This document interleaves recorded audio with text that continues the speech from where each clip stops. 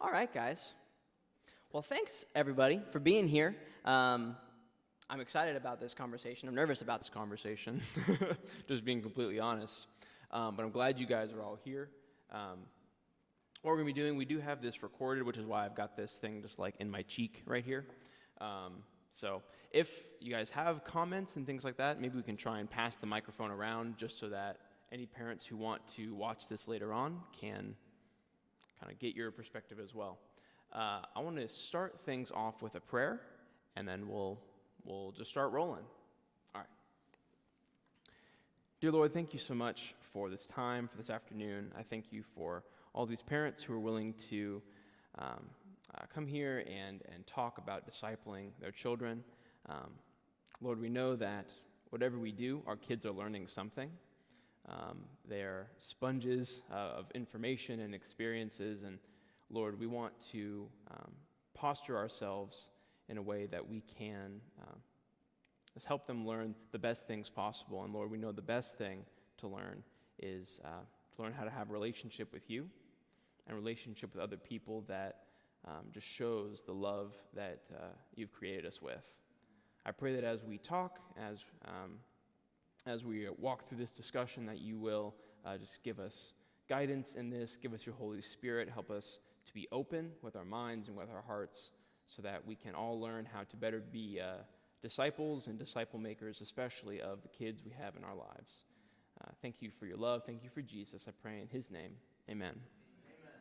All right, so before we really get started, I know that Ken and Joanne are pretty new here, and so let's just go around, I guess just say who you are, where you are from, I guess as far as like where you live, and what kids you have and what ages, if that's going to be a good thing. Sure.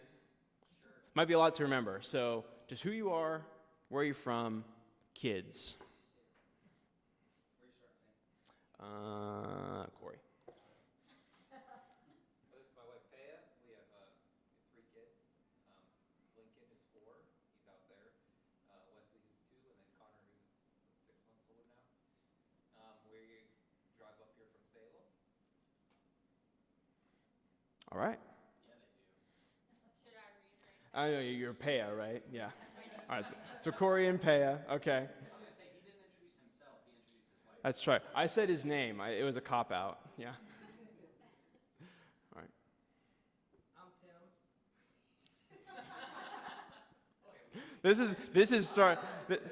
This is starting really well. We have 3 kids. They're way too old. Yeah. Mm-hmm. I guess you're the only people I need to say hi. Yeah. But you're also grandparents, right? 5 grandkids. Yeah. Okay. We live in Sebring. Very cool. My name's Patty, and our last name's Simmons. Yeah. There's some separation. And this is our front here. All right. Thanks, Tim and Patty. Yeah, let's keep it moving. I'm Mike. My son's Colton really good. And I'm live here in Alliance. How old is Colton now? He's 7. Okay. He's going to be 8, though. He will be. He's Yeah. That's how age works, man. Age, it just keeps moving. All right. Go ahead and introduce yourself, Dustin. I'm Dustin. Yeah. I don't have any kids. Doesn't have any kids. But it is in the plan. Hopefully. Okay. And Catherine and I live here in Alliance. Hi, I'm Trisha, and this is my husband Matt. We have 2 kids, Millie and Cash. Millie is 15 and Cash is 12. And we live in Uniontown. That way. Yeah. Everybody else can point now. I was a lot of people have quite the drive. Yeah. All right. I'm Ken. This is my wife, Joanne.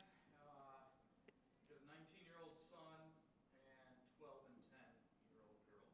Mm-hmm. We're from Edinburgh. Okay. How far is that for you? And it's that way. It's some way. Yeah. All right. Thanks, Ken and Joanne. I'm Charlie. I have a real long drive. I live 2 houses that way. Yeah. I have 3 children with my wife Sharon. How old are you? 31? 32. I'm lost count. I did too Katie for a is second. Katie's 30. She'd be 31, and then Aaron Aaron is 28. 28. Okay, thanks, Vin. Stamp process. Yeah. All right, and a grandpa. And a grandpa. Mm-hmm. Being grandpa. It's one of my favorite things, being grandpa. Awesome. I'm Kat. This is David, my husband. And I'm helping to do law. We have 2 kids. Jace is 4 and Emsley is 2, and we live 3 houses that way. Even farther drive. Yeah. It's tough on a Sunday. Yeah. I'm glad you made the sacrifice. All right. Well, thank you guys. I know that's always an awkward thing. My name's Sam. I think everybody. I don't have any kids. Hopefully that's also in the works. But, don't know God's timing or. Anyway, moving on. Yeah, mine or Haley's timing. And yeah, we're here in Alliance as well. So, really glad, again, that all of you guys are here. The point of today, the goal that we are trying to accomplish, and I kind of alluded to in my prayer, is that our kids are always learning something. They're always picking up something. What that is it varies, right? Depending on their experience, their relationships, life at home, life at school, all those different things. But I think the reason why all of you are here is because we see discipling those kids as top priority, right? We want them to have a relationship with Jesus. And so today I'm really hoping this is just going to be a helpful conversation for all of us as we seek to take steps in discipling our kids. And I'm saying because I'm working here as family life minister. I'm hoping to build relationships with you all and with your kids, as you know, and Dustin is helping with that as well, of course, because we want to be committed to helping them take steps in discipleship, steps in following Jesus, and our hope is we're going to help you guys take steps in all of that as well. So if we end today and we go through this week through treasure hunt, all these things, and all of us just take one step, whatever that might be, however small that might be, if we just take one step in being better disciples and discipling our kids, that's a win for me. Okay? So as we begin, David is going to kind of help me if ever I'm steering off course, which may happen. I'd make no guarantees that it won't. But he came up with an idea as we were talking about all the material we could go over, because if we're talking about being good disciples and disciple makers, then we pretty much have all of this we can look at. So narrowing this down is important. But David brought 3 really important questions to the forefront, and they're very wisely and succinctly displayed in 3 songs. The first one is, I wanted to ask you guys to tell me what you want, what you really, really want. I'll tell you what I want, what I really, really want. But the first question is, when you think about your kids, Ken and Joanne, when you think about Kaylee, you think about Reagan, think 10, 15, 20 years in the future, what does it look like for them to have a relationship with Jesus? What does that look like? For Matt and Trish, with Millie and Cash, what does that look like for them? With Lincoln and Wesley and Connor. So let's just talk about that for a few minutes. Yeah, and I think just to specify, because all the examples are parents, for those of you who are grandparents in the room, what do you want for those grandbabies in terms of faith? So just take that lead for them, or maybe even the kids that you still own, like me, towards you. What do you want for them? Go ahead, dude. Yeah, so let's just take a few minutes, and if you think about what you really, really want for your kids, what does that look like? If you could go ahead and maybe raise your hand, that way I can pass around the mic. I think that'd be a good way to handle all that. All right. Okay, so I have 3 boys. They're all, well, I don't know about Connor yet, but it's probably going to happen. They're all wild, and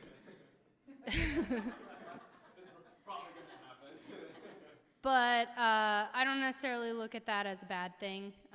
It's hard on me right now, but that means that they're headstrong and willing to state their own opinions and stay true to themselves.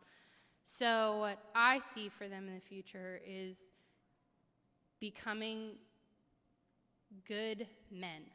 And by that I mean becoming good Christian men, but also becoming good men who love whoever, their wives, if they choose to get married or not. But being good members of the community and standing up for Christ when they feel like they need to. I really want boys that are outspoken for their love for Christ.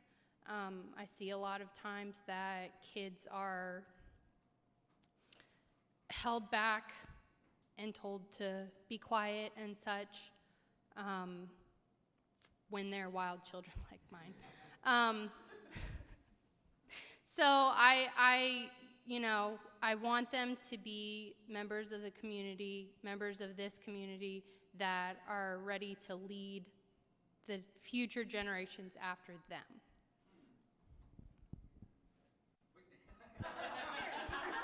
I guess I got to follow that, huh?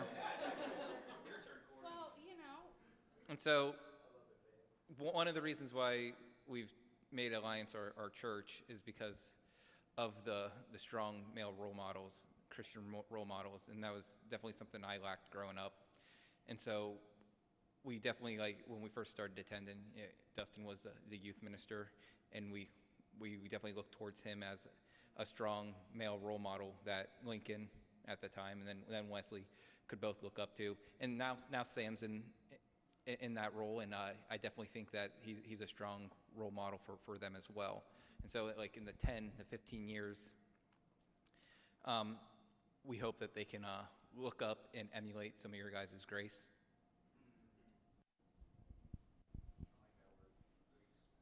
Thank you, guys. All right, who is next? Raise your hand. Yeah. Yes, Colton 7, and as you said, the male is a great influence, and I don't always have that input on him. Well, I mean, I do, but it's like I'm his security blanket or his punching bag, or and sometimes I think he loses. I don't think he loses. I think he gets upset and struggles with home life and takes stuff out on me, which I know he loves me. He loves me so much, and that's what I want him. I want him to feel loved, and I want him to show love, and I think we're in a good spot to develop him into a great young adult. And I thank you guys.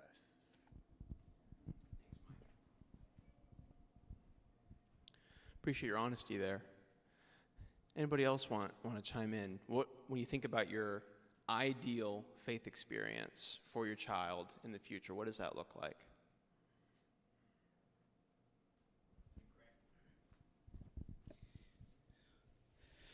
So what parenting has taught me is that kids are different, and our daughter is completely different than our son. Our son is tender and timid and sweet. Our daughter is a wild stallion that my phrase to her for a long time has been, Emsley, control your storm. And it's along the lines of your boys being wild. My thought is I don't want her to lose that storm, but I definitely know that it's in God's desire for her to control it. Where with Jace, Emsley will do a whole bunch of crazy stuff, and she's willing to try things. Jace, on the other hand, is very reluctant. And so I think with a lot of things, it's trying to see them develop closer to the middle and bring out the best aspects of who God has initially made them to be, while also letting go of the harmful fears in the flesh or anger or loneliness that might be there that would sabotage their development. We'll talk with them, and you and I were talking about this, Sammy.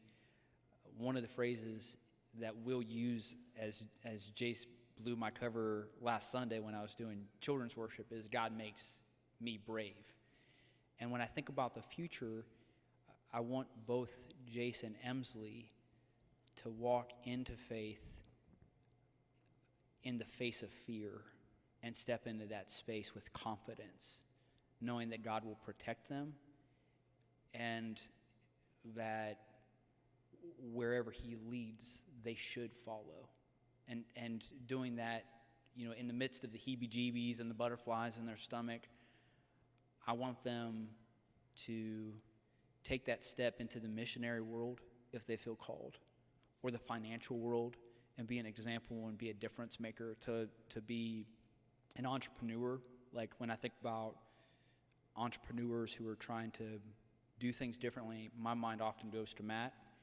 And, we've made no secret that we admire how their kids behave.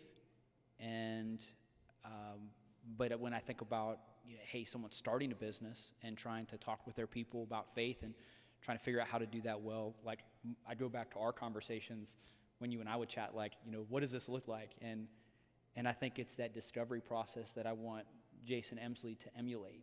Like, they're not going to get it right all the times, but I want them to step in that space and ask those questions. I want them to be people that discern God's will well, because with my training, I know that the Bible is a really complex book, and I want them to handle that gracefully and see that the main point of the Bible is Jesus, God come in flesh.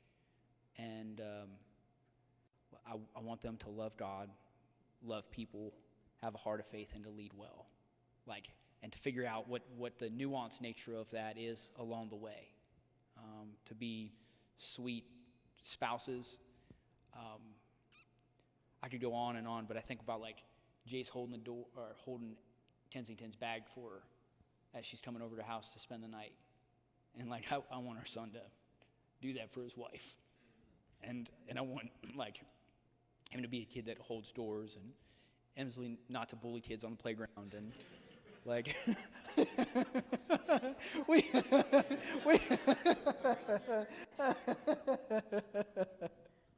but when I think about what do I want, I want it all or nothing at all. No, I'm just messing.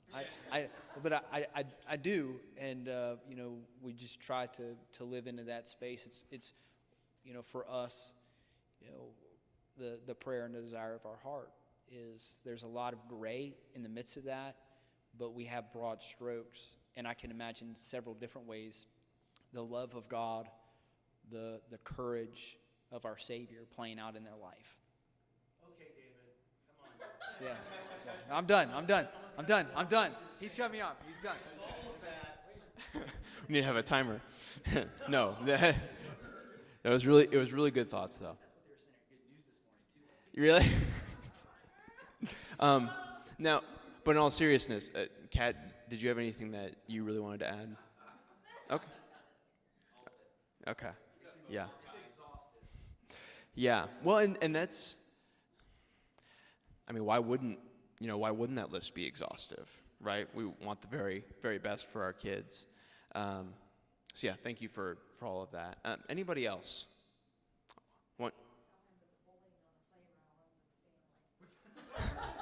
The bullying runs in the family. Yeah. Just quick, promise. No, I just want to somehow get my kids to love God better. That's all, and not pick up necessarily my bad habits, but good ones, and move forward like that. So, what do you think?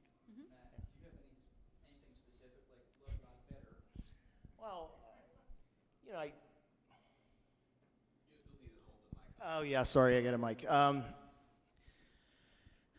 I guess love God better, live for God more.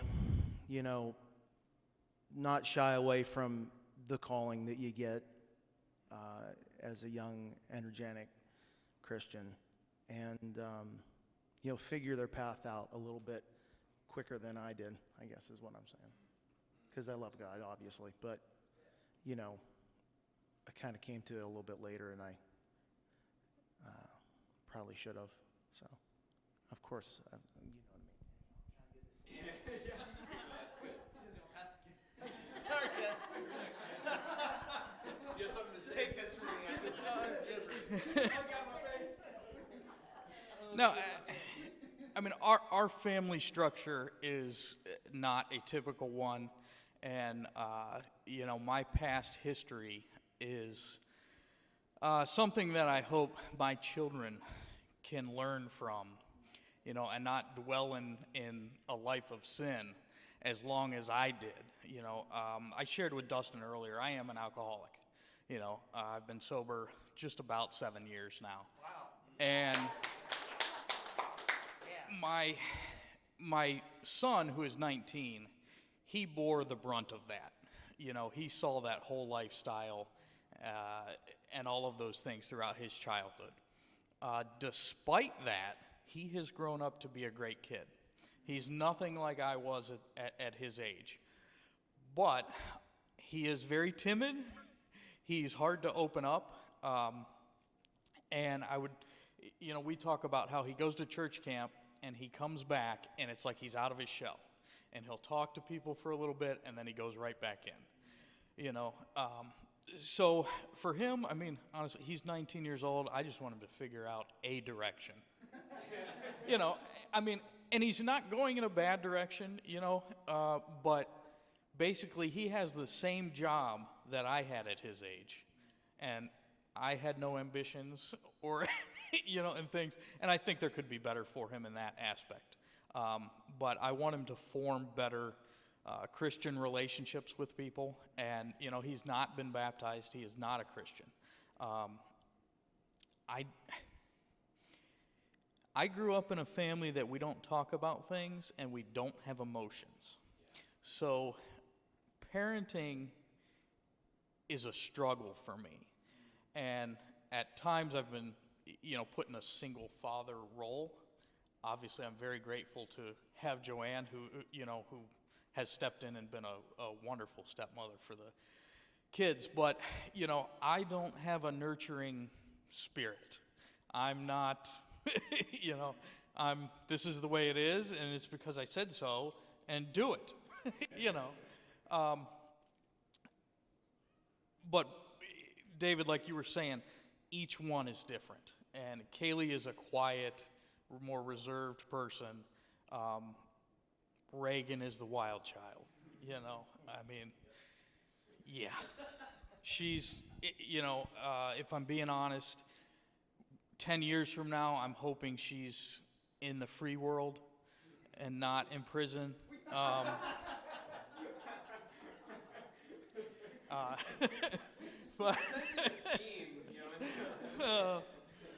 But no, I mean, basically, you know, they have a different father than my son had, you know, and it's a blessing to be able to be that for them. And, you know, although I struggle with those things, I read a lot of things, and I recently got a book called Let's Talk, Conversations for Dads and Daughters and things, and I'm trying, you know, but, you know, we'll just say I struggle with things. Okay. Yeah, anybody else? You passing it? Thanks, Ken. I appreciate that. Okay, yeah. So I have to say that I find myself blessed at this stage in my life that all three kids have a faithful relationship with Christ. I worried about that, you know, as they were growing up, because most definitely the three kids are different. I never really worried too much about David, because he was David, you know. You look at Jace, that was David, all right? Katie and Aaron, on the other hand, I was worried they were not going to be in the free world for a long time for a lot of different reasons. Of course, the only phone call that I got from the police was David. So I can share that story with you later, but we won't go into that now. But my hope has always been that they claimed a relationship with Christ. Let me explain that a little bit. Is that many times as kids grow, they have your relationship with Christ. We most definitely had my house, my rules as the kids grew up, but we did give them latitude to explore other faith tribes, and that was scary at times, but I thought that was important for them to experience some of that stuff and ultimately arrive at a decision that only they can arrive at. We can definitely set the stage and the environment for them, but don't forget that they have free will, that we're going to have to do a lot of coaching along the way for them. So ultimately, for my grandkids, that would be the same thing, that my kids would do that coaching that is needed to introduce them to Christ, that they can claim a relationship with Him. Now that your role has changed to more of the grandparent status, how does that affect this question? What do you see the ideal faith experience to be for like Jace or Emsley or Zakai? Like, how does that play into that?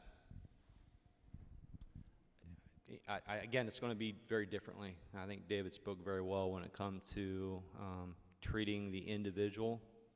There's no blanket approach to kids, but I believe fully it's we have to be involved in their lives as parents, as grandparents, as a faith tribe. I don't know who says it, man, but it takes a village to raise a child. That's true. You guys talked about role models and having those people in your life that can influence your kids. That's what you got to do. One interesting statistic to keep in mind as parents is that Fuller Youth Institute, Fuller's a Christian college out west, they suggest that kids need five significant, intimate faith relationships for the idea of faith to stick with them. So just mom and dad oftentimes fall short of the necessary relationships, which makes sense because we tend to be primary influence in our kids' life up until they go to school. And then from there, they have these other relationships, and those relationships impact their development. And so faith community, those relationships, it does become a priority for us to try to seek that out, as y'all did. All right, thanks, David. And I'll get to you in just a second. I was going to give you a chance anyway. It's a good ringtone. Oh, you're fine. I actually wanted to say something to what you said, Char. I think it was Josh McDowell, who is like this apologist, writes a lot about the questions about whether Jesus really existed or not, whether he really rose from the grave, and he writes a lot. When his son Sean came to him, I think the story goes, he came to his dad and he's like, "Hey, I'm not entirely sure I believe in Christianity or in Jesus." He's like, I got some questions. And I feel like for a lot of us, for me, if my child came to me with that, I'd probably respond with fear. like this deer in the headlights, like, oh no, like the dreaded day has come. But Josh McDowell said that he responded with, awesome, great, I'm so glad. Here's some books, let's start talking about it. Because for him, he followed a similar path where his doubts led him to looking at different faith tribes, looking at different sources, and it just deepened his own experience and his own relationship with God, which I like that you clarified, claiming, really taking that relationship with God as their own. So thank you for that. I didn't want to give you a chance. Did anybody else want a chance to speak before I give it to Dustin? Okay. All right, so David went for 22 minutes. And go. No, I'm kidding. I've shared my story with a lot of you. Growing up was tough. Like, divorce was very evident, not just in, like, between my parents, but aunts, uncles, like, significant figures in my life. And so, for me growing up, what kept me anchored to the faith were the people in my life that pushed me towards Jesus. And sometimes it was like a gentle pull, but most of the time it was like hardcore, like, you need to be in a relationship with Christ. And I kicked against it for a little bit because it was like, well, if, certain people in my life don't care about it, why should I, kind of a thing. But I think I am where I am today because some of those people didn't give up on me.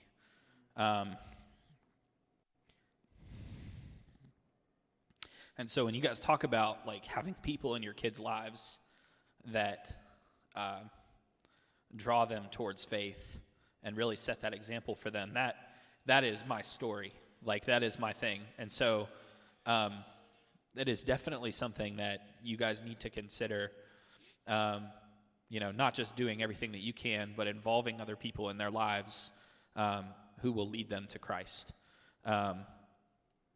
And as far as, like, what I want for my kids, I want that. I want them to love the church. But I think more than that, and I think what will inform that in a good way is I just want my kids to love Jesus. Like, if there was, like, one thing that I could ask for that, like, everything else would flow from, that would be it. Like, I just want my kids to fall in love with Jesus. I think from that they'll love the church. From that their faith will grow and develop, and they'll be disciples and all of that. But, like, I think that's, like, the ultimate thing that I want for my kids, is that they grow in a relationship with Jesus, and that in light of that, like I said, they have people in their lives that either gently lead them in that direction or pull them kicking and screaming, or just set the example for them, that I had people in my life that did that for me. So that's what I want. All right, I might hand this right back to you.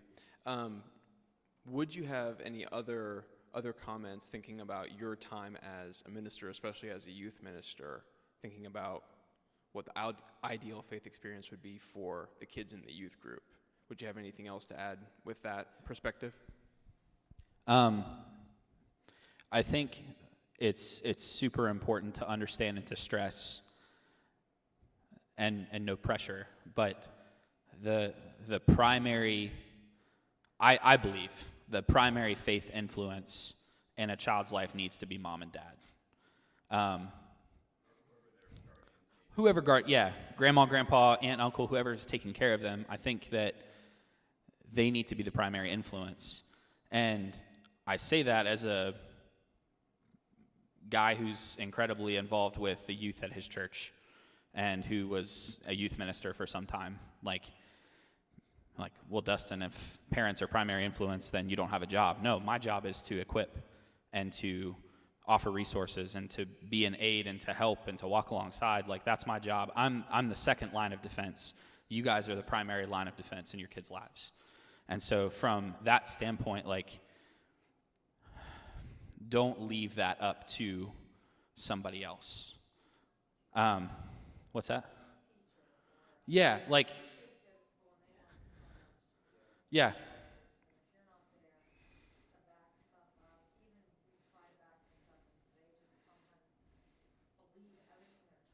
Mm-hmm. Yeah. Yeah, and my dad tried as hard as he could, because with mom not being in the church picture for 12 years of my childhood, like, my dad and my stepmom were, like, the ones that took us to church and wanted us to be involved in everything. And they, like,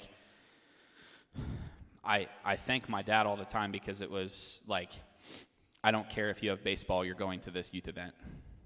And it was, like, ingrained in me from a young age that, like, I was going to miss practice, and that meant I was missing the following game. But I was going to be at church on Sunday, or I was going to be at church on Wednesday night. I was going to camp. there were certain things that, like, even if I didn't want to go, it was like, no, you're going to be there. And so I thank them for that. At times it ticked me off because there were certain things that I didn't want to miss. We had an all-star tournament, and I sat the whole tournament because I missed practice beforehand for Wednesday night services. And that was something, I think my coach admired that, but he made a rule, and he had to stick with it.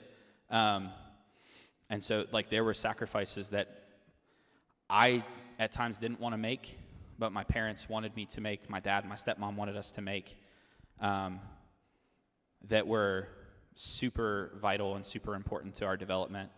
And so I would say, like, the other thing I would point out is, Ken, when you brought up, like, I'm not sure I know what I'm doing, but I'm trying. Like, that's it right there.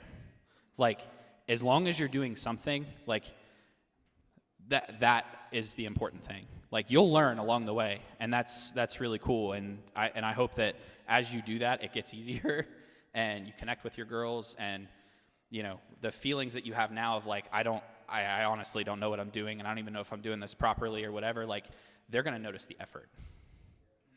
That's going to mean the world to them, that Dad, even though he stumbled through it, Dad wanted to talk to us about this stuff. Like, so if you're like, man, I don't know where to start, just try. Like, try something, and that's going to become a part of the conversation later. But, like, there were certain things that happened in my childhood that, like, I just saw Dad try. I saw Dad take on habits that he didn't have before. Like, I would come down for school every morning, and I would see Dad in his recliner reading his Bible every morning. That was something that stuck over time in my head. And we didn't, like, talk about all the time, like, what he was reading, but I knew that time was important for Dad. When I was a kid, into my teenage years, like, I knew that was Dad's time with God. And it stuck. So, like, the little things that you don't think matter, like, a great prophet by the name of Rodney Atkins has a song, and I've referenced this in sermons before, but it's called Watching You. Have you guys ever heard this song? Yeah. He talks about being in the car on the way home, and he slams on the brakes, and his son's Happy Meal goes everywhere, and he let out a 4-letter word, and his son did the same. And he said, "Where'd you learn to talk like that?" And he said, "Dad, I've been watching you. Ain't that cool? I'm your buckaroo. I want to be like you." But then later on, he goes back home and goes out to the barn to pray and says, "Lord, please help me help my stupid self." And then at night, he sends his son to bed, and he walks in the room, and he sees his son kneeling down at the foot of the bed to pray. "Where'd you learn to pray like that?" "I've been watching you, Dad. Ain't that cool? I'm your buckaroo. I want to be like you." Like, so all the little things that you do, whether you feel like you're falling flat on your face or you're super successful, your kids are going to pay attention. They are. So do all of those things, even if you feel like, man, I don't know what I'm doing. Like, it counts and it matters. I could talk forever about this. No, thank you. 22 minutes. I was going to say, I mean, we will get a lot more into that whole concept there. So I think everyone really got a chance. Tim or Patty, did you want to talk at all about what you'd like for your grown kids, grandkids? Okay.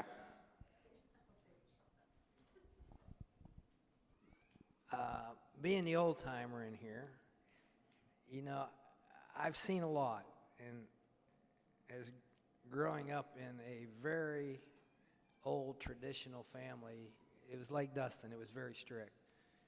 And then you move on as a parent, and you realize all the mistakes that you have made as you go along. And I think you just hope that the kids, you can teach them a little bit where they're grounded and have their own choices to make, and you hope they make the right choices, you know, because they're going to make mistakes. And, you know, we have a family that, you know, Matthew has done a wonderful job. And the other kids have done a wonderful job, but they're on a different spectrum than where he's at. And you just hope that the kids are able to have the chance to make their choice. And you see that they want to do good things. It's two different worlds. And you just hope that they have that chance, So we as parents, you are exactly right. They watch what we do, and we make a lot of mistakes. And things you do, they will tell you about it later,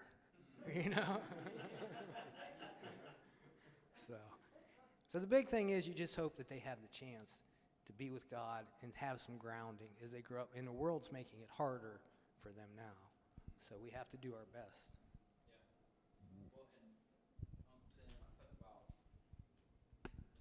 I think about specifically with Aiden, how much he looks up to you. And this is where the conversation expands past just parenting, but that community of faith, being uncles and aunts in close proximity. One of the names that comes to my mind was Jim Ward for me as a younger man. And Jim wasn't blood relative, but he was my blood relative in Christ. And he watched over me and cared for me and had conversations with me and took time out. You can see that with Aiden. He's like a little mini-me of Tim, and just kind of follows along that track. And so for us as a collective, what does it look like just to play our part relationally with all those little creatures that are running around here, but then in our extended life? All right, thank you. All right, so what we're going to do, I want to toss out one more question. We'll chat about that for just a little bit, and we'll take a little bit of a break, okay?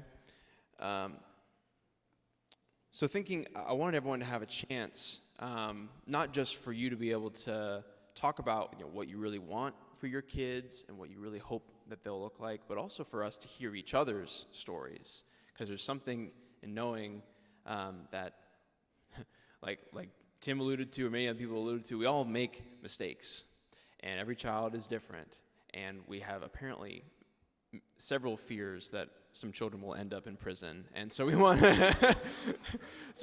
finding some support in that is a good thing. It became a very different group than what I intended it to be. But what I want to ask, thinking about each of your individual situations, thinking about your kids, have their names come up to your mind, how confident are you that with your current course, with the things that you're doing day in and day out now, that they will reach that goal 10, 15, 20 years in the future? For Kaylee and Reagan, for Millie and Cash, for Aiden, for Colton, for Lincoln and Wesley, Jason Emsley, Connor, yeah. Thank you. Yeah, Connor's got more time. How confident are you that with the things you're doing now, with the life that you're living now, that they'll reach that goal?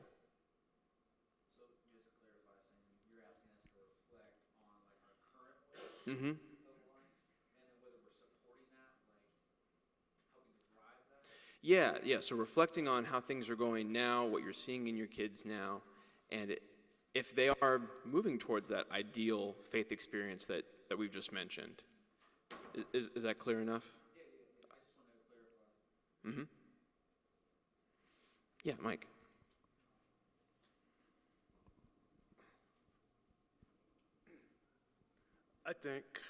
I personally feel if I don't falter, he's got a heck of a chance to make it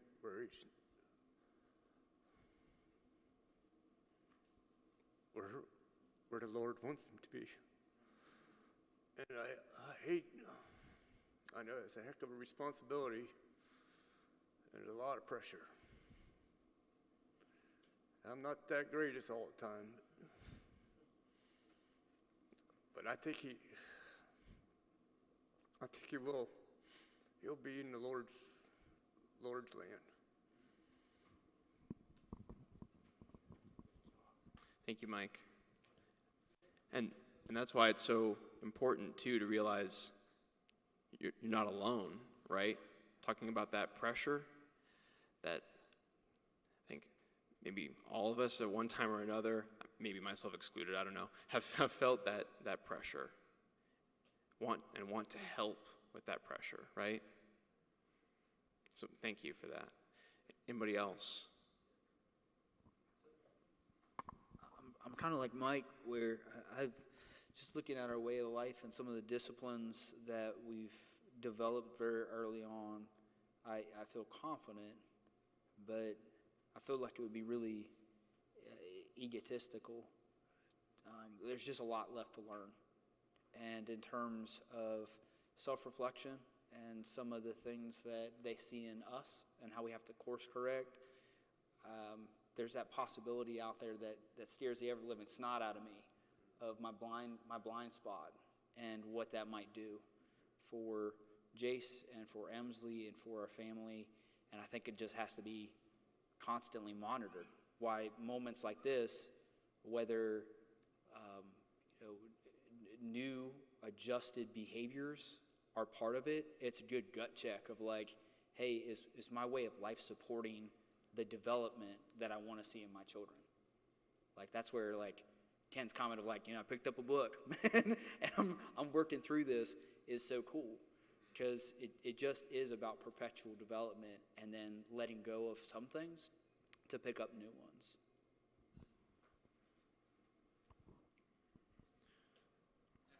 If I can add to that too, like, I will say, like, my story does not reflect my siblings' stories. And so, like, it's a possibility that I don't think we want to talk about, but it's a possibility that you could do all the right things and your kids still might not want that. So not that I wanted to, drop a bomb, discourage everybody, but like, you could try everything and do everything and try to be faithful, and it still may not turn out the way that you want it to. That doesn't mean you don't fight tooth and nail, right? Like, we still want to do everything we can for our kids. So, like, I just wanted to, because I have conversations with my mom and dad all the time where they're like, how did we get you? And you're passionately pursuing a relationship with Jesus, and then your siblings are knuckleheads. I'm like, I don't know. Like, I don't know. Like, because they had relationships with all the same people that I did. They had the same influence that I did. Like, they made their choice. And I think, Tim, to your point, like, that's what it comes down to. Like, your kids are going to make a choice. You just need to set them up the best that you possibly can when it leads up to that.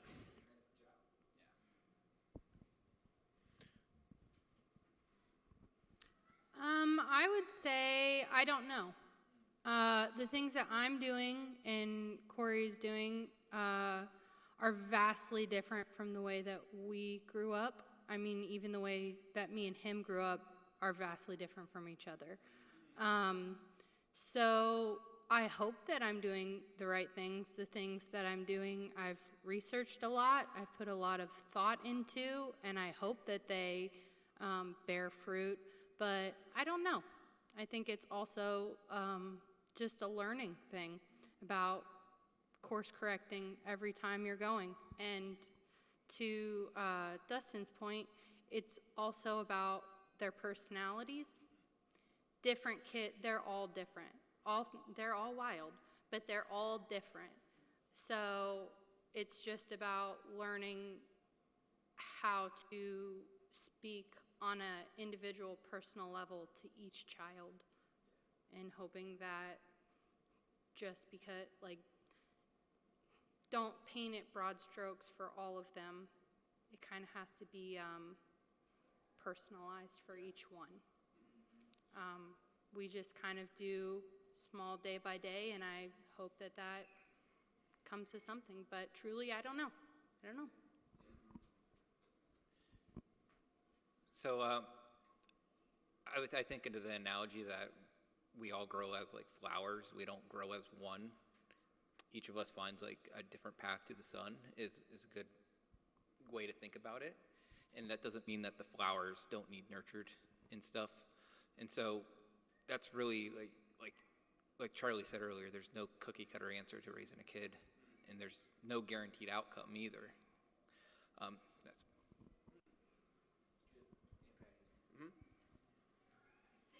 In a family, all children are raised the same, but there are many different influences on each of those kids.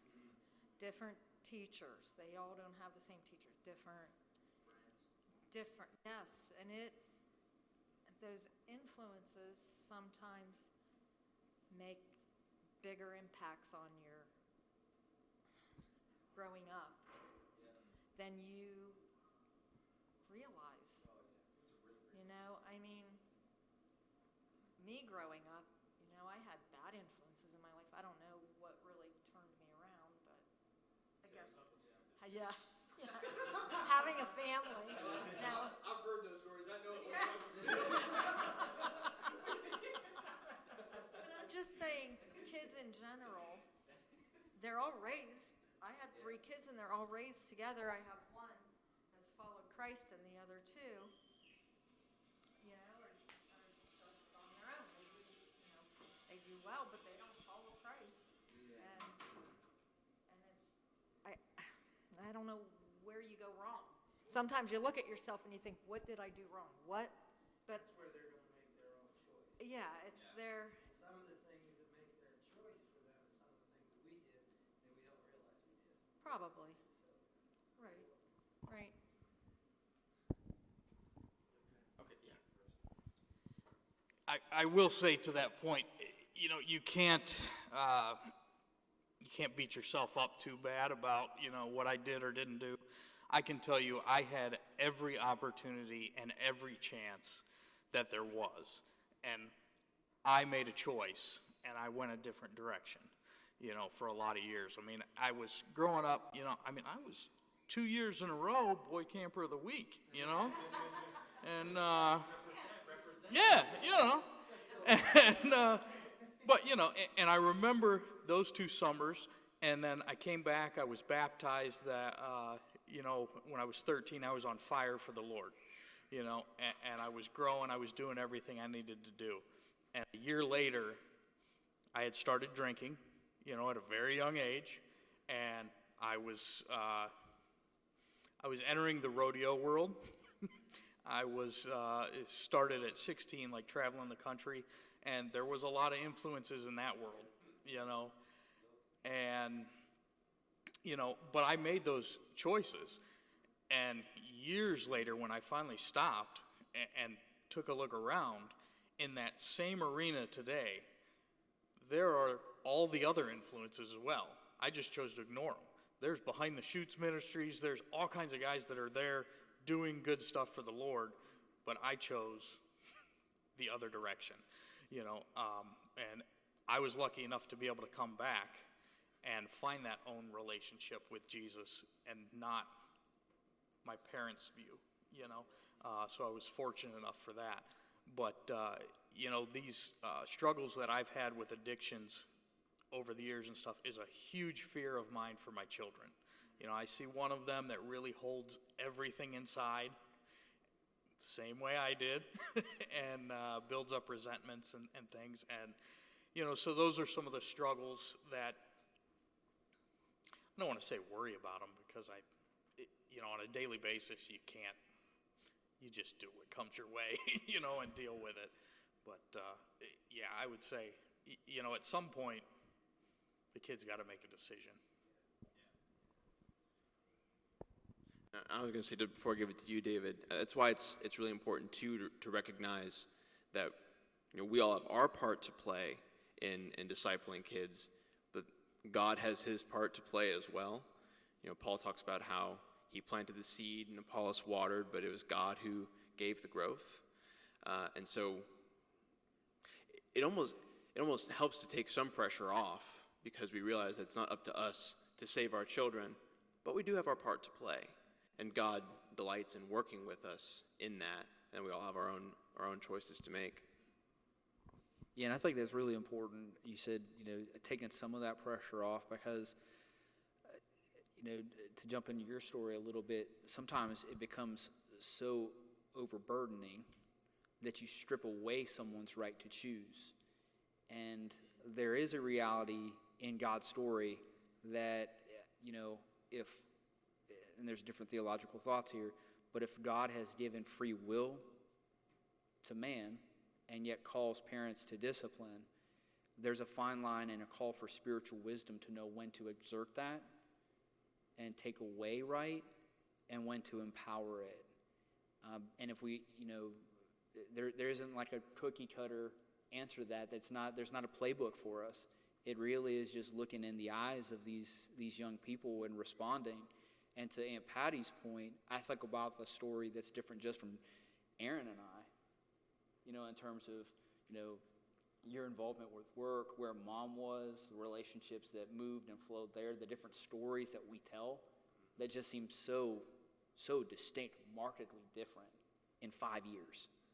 In 5 years, just within that family unit, not teachers, not just friends, but just relationships towards mom and dad and where they were in life, and how that impresses upon us in certain ways that, sometimes are positive, sometimes are negative and turn into positive, but that has to do with this communal nature and the response of the kid. I just go back to that story of you telling me, hey, you're going to be the man of the house, and I just broke down, lost it, couldn't think, comprehend, just scared the ever-living snot out of me.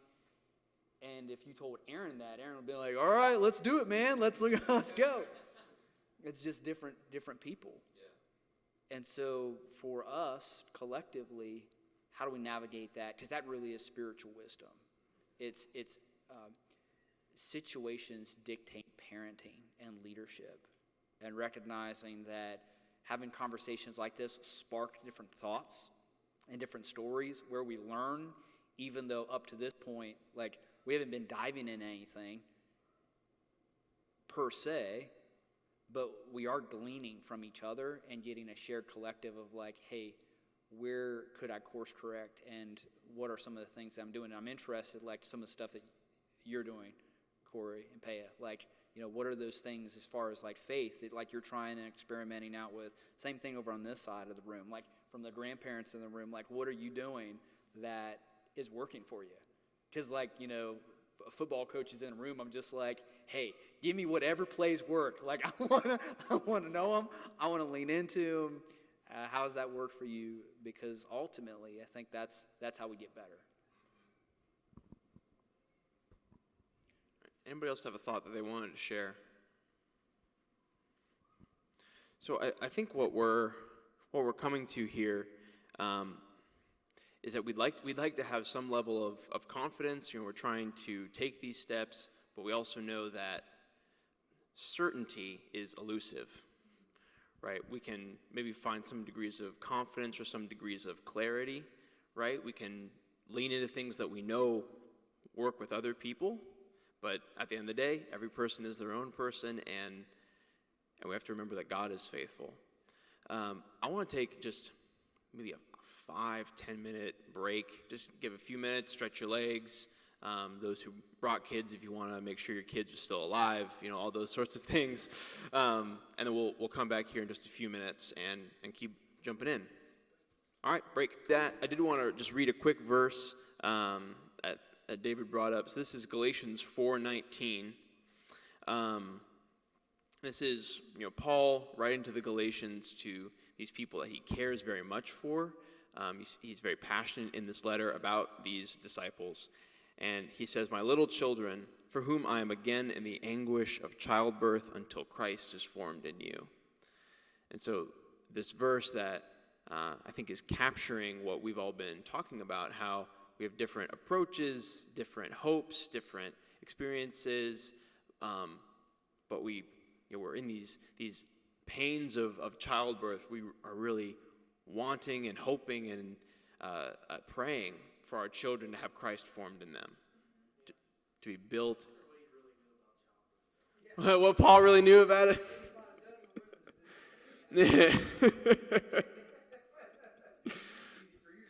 All right, so I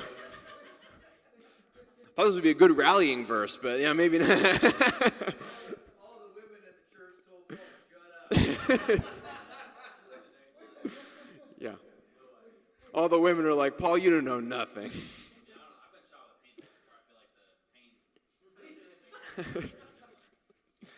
All right. So, yeah. All right, so I'm just going to show a quick Your video kids here, are doing, and then we'll just they're take a watching minute to everything talk you about do. it. So let me put this up here. Me and my son, Preston, 2 years old, we're sitting here eating soup. One bite until the next bite. Nana made this. It's amazing soup, by the way. And then Daddy picks up his bowl. First time he's ever seen me sip the soup. And then what? All of a sudden, Preston, he wants to do it by himself. I got it. I'll get your spoon. Okay, take a sip. You want to sip it? Like this. Your sip. No? Not anymore. The last 5 times I took a sip, then he took a sip.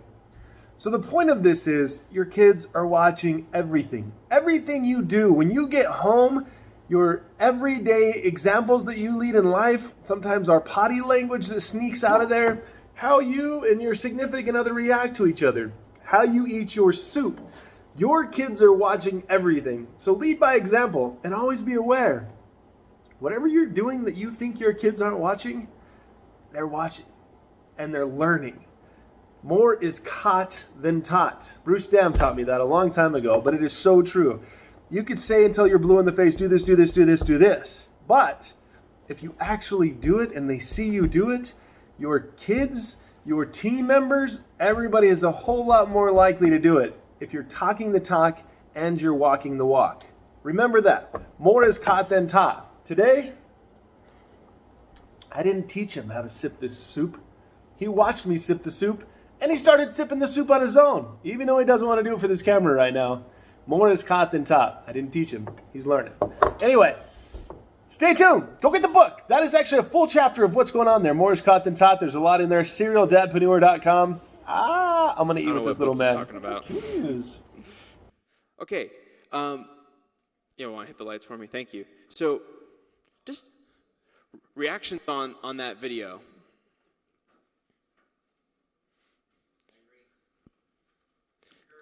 David agrees.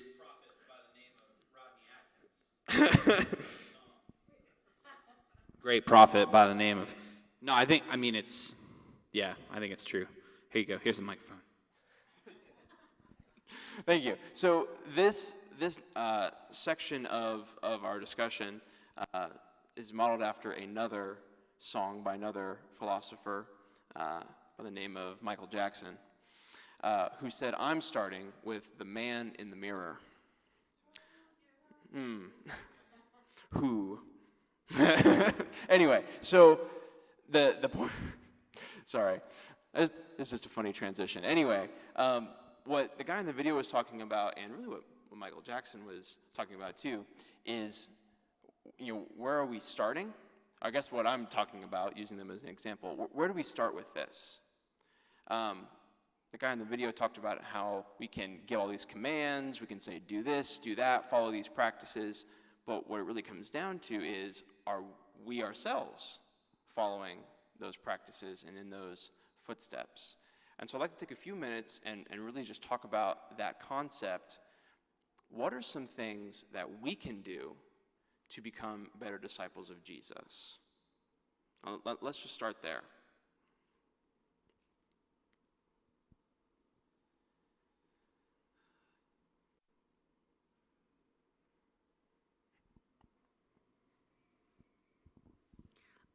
It was funny because I literally had this conversation with Corey last night. But one of the things that I think we can do that we should try to model for our children that they can see is be more open and vulnerable with the people in our lives and in our church community. So, like, in my family, we didn't lean on anybody outside of the 5 people in my family. So it's really hard for me to make connections with people and be vulnerable. I don't want that for my children. I want them to be able to open up and discuss their feelings and their thoughts and all that kind of stuff. So one of the things we need to start doing in my little family is opening up to people, even if it's just one person who you feel safe and comfortable enough. But just that one person being able to open up and your children see that, they'll be able to see, oh, when I feel like that, it's okay to talk to people about that kind of stuff. It's okay to have questions and find safe people that you won't feel judged by.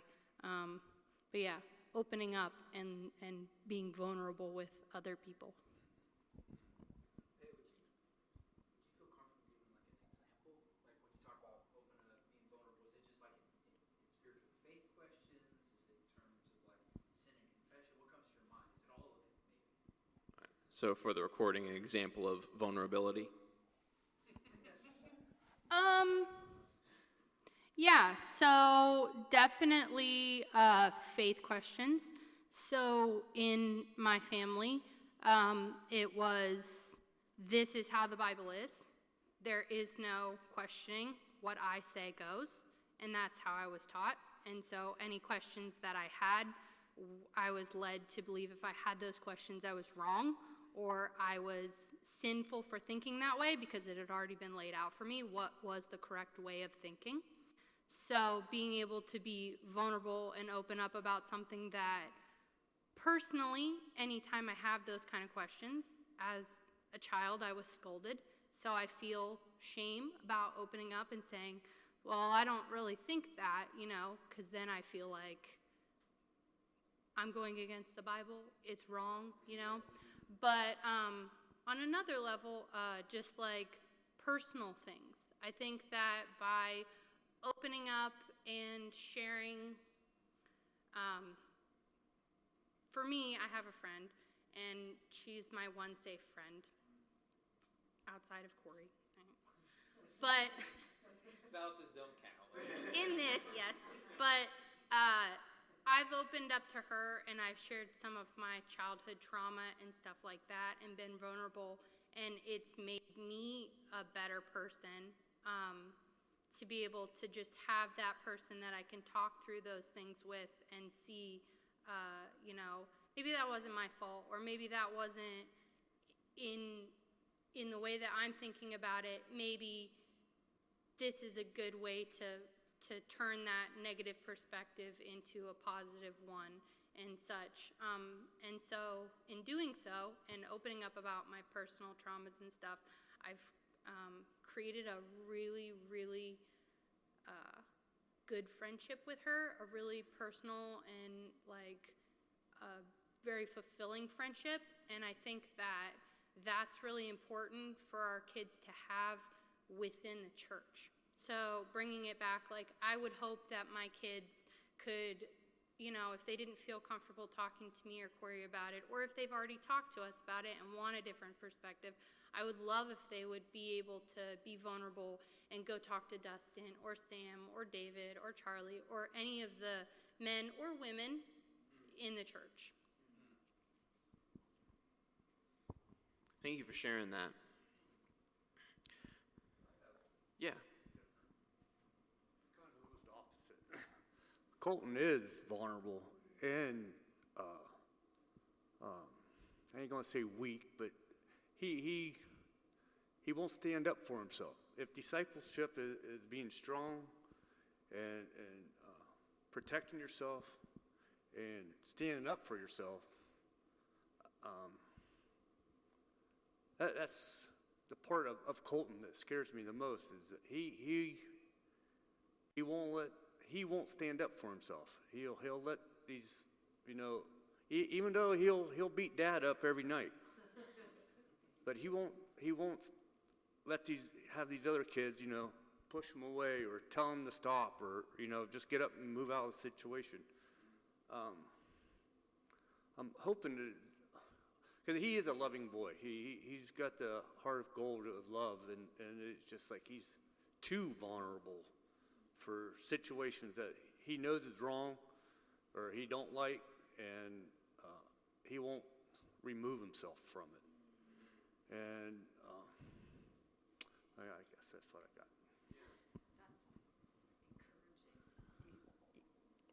Whoever's around him and stuff, and I tried to get him to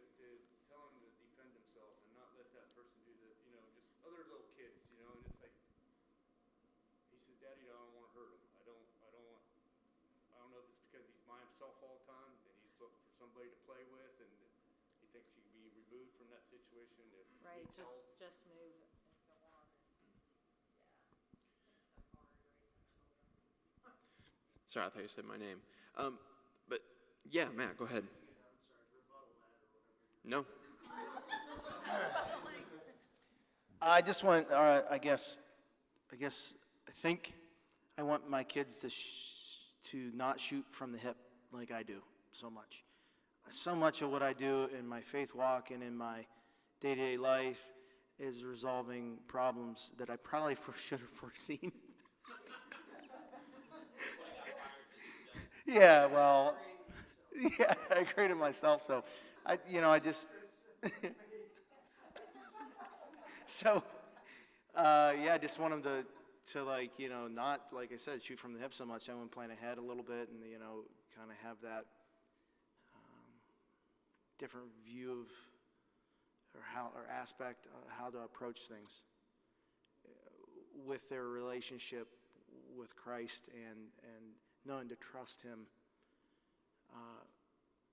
That you don't need divine intervention necessarily to be told to trust Him. You just trust Him and you plan and you study and you read the Word and you do all this stuff that I probably should do more around Him. I guess I don't do it around Him. It's kind of in my quiet time. I get up early and do it sometimes or whatever. So I don't know. Okay. So, you just keep passing it down the line.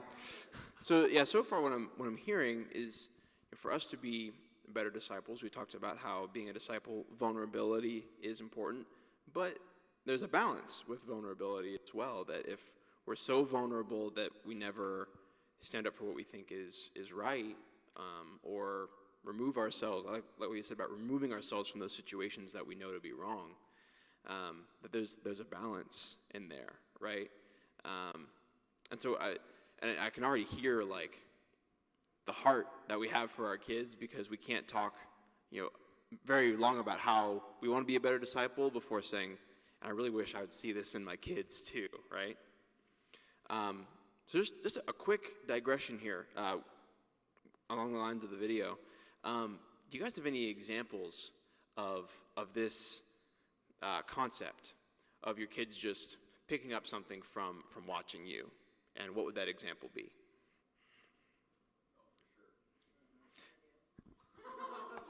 It wasn't my kid, but it was my niece, and she was probably 3, and we used to always pick her up for Wednesday night. So I don't know when exactly it was, but probably it had been like 6 months later. She said, "Remember when the car drove itself?" And I was like, "What do you mean?" And she was like, "Well, you don't have your handles on the steering wheel, but it drove itself." Like I was doing like the drive with my knee thing, and she was in the back seat, and I had no idea she could see me. That's like kind of a silly example, but like I had no idea she picked up on that until later, and I was like, "Oh shoot!" Like, don't tell your mom. That's a perfect example. Yeah. Anybody else? With our own kids, I think about when they're on the phone. Jace just makes laps while he's talking with people. He just walks and walks and walks, and he talks, and that's exactly what I do. When I'm on the phone, y'all have seen me, I'll just make laps, and I will burn out rugs, just going back and forth, and it's something he just picks up. Like, it's what Dad does, so this is what I do. This is what people do when they're on the phone. They take laps, and they burn out calories. You don't just leisurely walk either. Like, you're moving when you're, it's a power walk. Yeah, The power walk. Try to get stuff done. All right, anybody else? It's not with my kids because I don't have them, but camp was a great example. Like every year at camp, I pick like a phrase that I want to abuse for the entire week, and after about 15 minutes, the kids pick up on it and they start saying it for the rest of the week. Like a couple years ago, we were playing a game called 9 Square in the air, which if you guys are familiar with 4 Square on the ground. They make like this 9 square grid with PVC pipes, and you probably saw it when you pulled into camp. and you play like volleyball style. Instead of like hitting it on the ground, you have to hit the volleyball into other people's squares. And I pulled a couple of the counselors aside, and I was like, hey, like, we're just saying everything is sauce. Like, if someone has a really good hit, it's sauce. And so, like, one of the kids got out, and I was like, Sam, that was sauce. And within, like, 10 minutes, the kids are like, yeah, that was so sauce. And then the next day we changed it, and they followed suit. And it's a running joke now that I have, but, like, it's within minutes. They're picking up on it.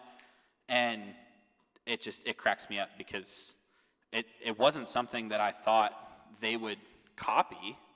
It was just something I thought would be funny that would drive them nuts.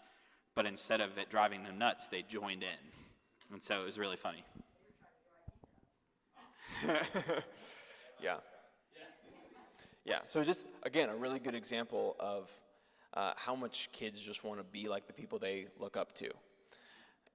It doesn't matter what those people are doing. They're like, hey, I want to be like this person. Doesn't have to make sense. Anybody else? Maybe with a example of, I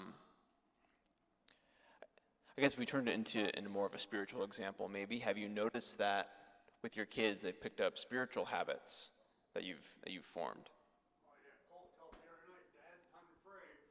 All right, Colton knows when it's time to pray.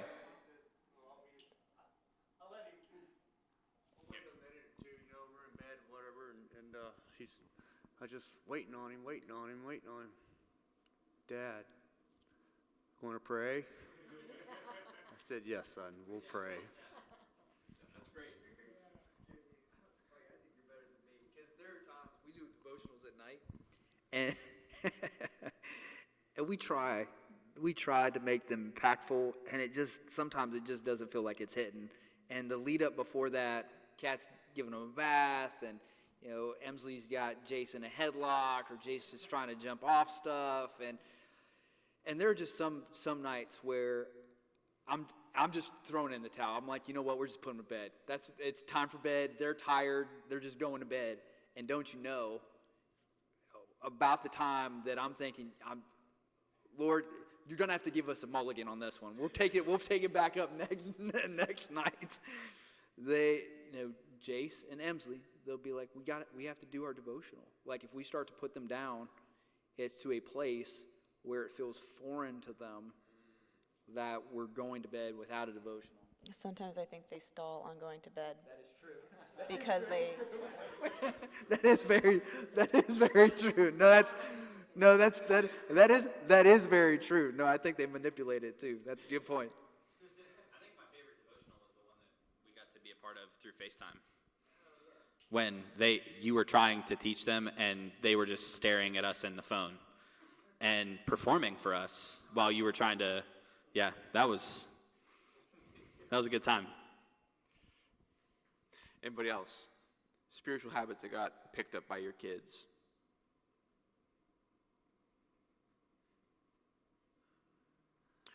Or maybe, I'm not even sure if I could answer this question. Well, I probably could. But have you picked up any spiritual habits from your parents? And what were those? How have those affected you?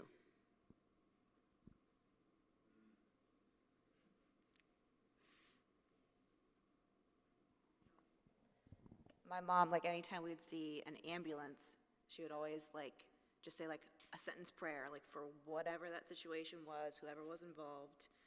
That's something, even if it's just in my head or something like that, when you see an ambulance, something happened, someone's probably hurt, just saying a quick prayer for that person. Yeah, that's cool. Anybody else?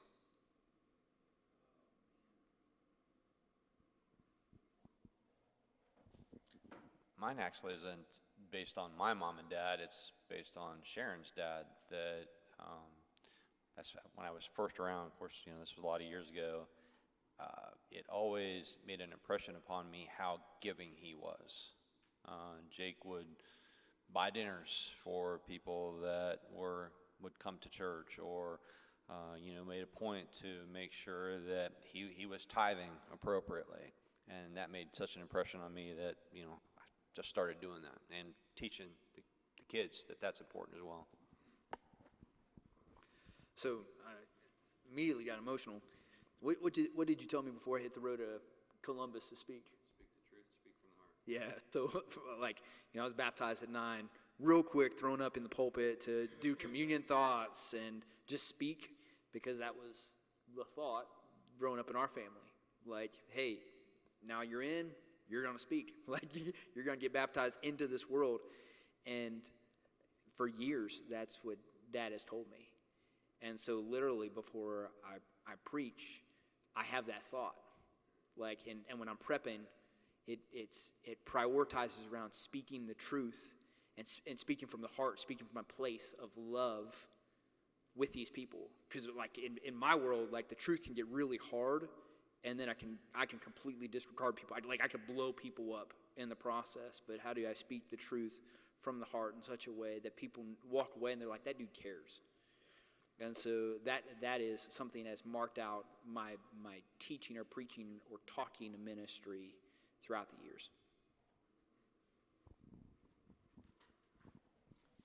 A couple things from my family. The men in my family don't speak, period. They don't. I've never had a conversation with my dad or my grandpa in my entire life. But that has shown me the importance of prayer, because that's the only time I hear them say anything, is when they pray. And, my dad is the most meticulous, most patient man you will ever meet. He had a detached retina, and they had to take his eye out and put it back in with his gas in there and stuff. For 8 weeks, he had to kneel down on the floor and was kind of over an ottoman. He couldn't move because of this gas in his eye. And he prayed for 8 weeks straight, and that's just him, and it was amazing to see those examples growing up, and the men in my family life are amazing Christians, and they've never told me about it, but they live it. And I see them do that. And it's amazing to me. They're involved in food banks and all these different things. And all these people who have been touched by them will tell you the same thing. I don't think I've ever talked to him, but man, he's a great guy. And he's, but yeah, that's just how they are. And also in that silence, something I struggled with early on is a pause that now I know I have to have instead of react. And I think you were talking about that a little bit earlier, and that's something very important with me when I'm dealing with my kids. I have to take a second and say, am I upset because I had a bad day at work? And am I dealing with this situation with this child differently because of how I'm feeling from something else? And, do I need to take a second? Yeah, great approach, just asking questions to get to the root of that. Yeah. Anybody else? Besides the Bible reading, I would see my dad and stepmom sit down. They would sit down every Saturday night and budget for the next week. And they had a monthly budget that they would set up like the last day of every month for like prepping for the next month. But then they would sit down every Saturday and prep for the upcoming week. And they would talk about, what dinners we're doing, and are we going out to dinner with anybody? What expenses are we going to have that we don't expect? Are we taking a trip and we need extra gas money? So like they would play with the budget depending on what's coming up. But the one thing that was never compromised on was they would not only say, okay, we have this much set aside for the offering, they would pray over that in their budgeting time. And that has always I was like, that's, at the time, I'm a 14-year-old, and I'm like, that's so weird. Like, we're going to pray over it tomorrow in church. Like, just bring it, and they'll pray for it, right? But, it's just something that I've never been able to get out of my head. Like, they didn't pray over the gas money. Like, they didn't pray over anything else, but, they would just budget it and set it and forget it, and they'd put the money in the envelopes because they do the cash thing. But that was the one thing that they always okay, this is how much we have set aside for the offering, and they would pray over it together. And I was like, that is so cool. Now, did they intentionally bring you into that time? No, I saw it. Yeah. Yeah, you just saw it. So on occasion, we'll show up at Maga's house, and she'll be sitting out back. Yes, yes. So right next door, and she'll be sitting on her septic tank, looking out over the field, staring off. And 9 times out of 10, what she's doing is she's praying. And we've caught her doing that a few times. And so there's an occasion where Jace was just kind of staring off somewhere, and I was like, "Hey, man, what are you doing?" And he goes, "I'm just talking to God." I'm like, "Okay." All right, cool, man. That's great. And then there are other times where I'm like, "Hey, Jace, what are you doing?" Expecting, like, oh, here it comes again. And so the other day, I asked him, I'm like, "Jace, what are you doing?" He goes, "Just staring at that bridge." I was like, oh, okay, all right, cool. But, I think he's often seen us talking with God, but with Maga, there are just these moments where, like, she's just out there.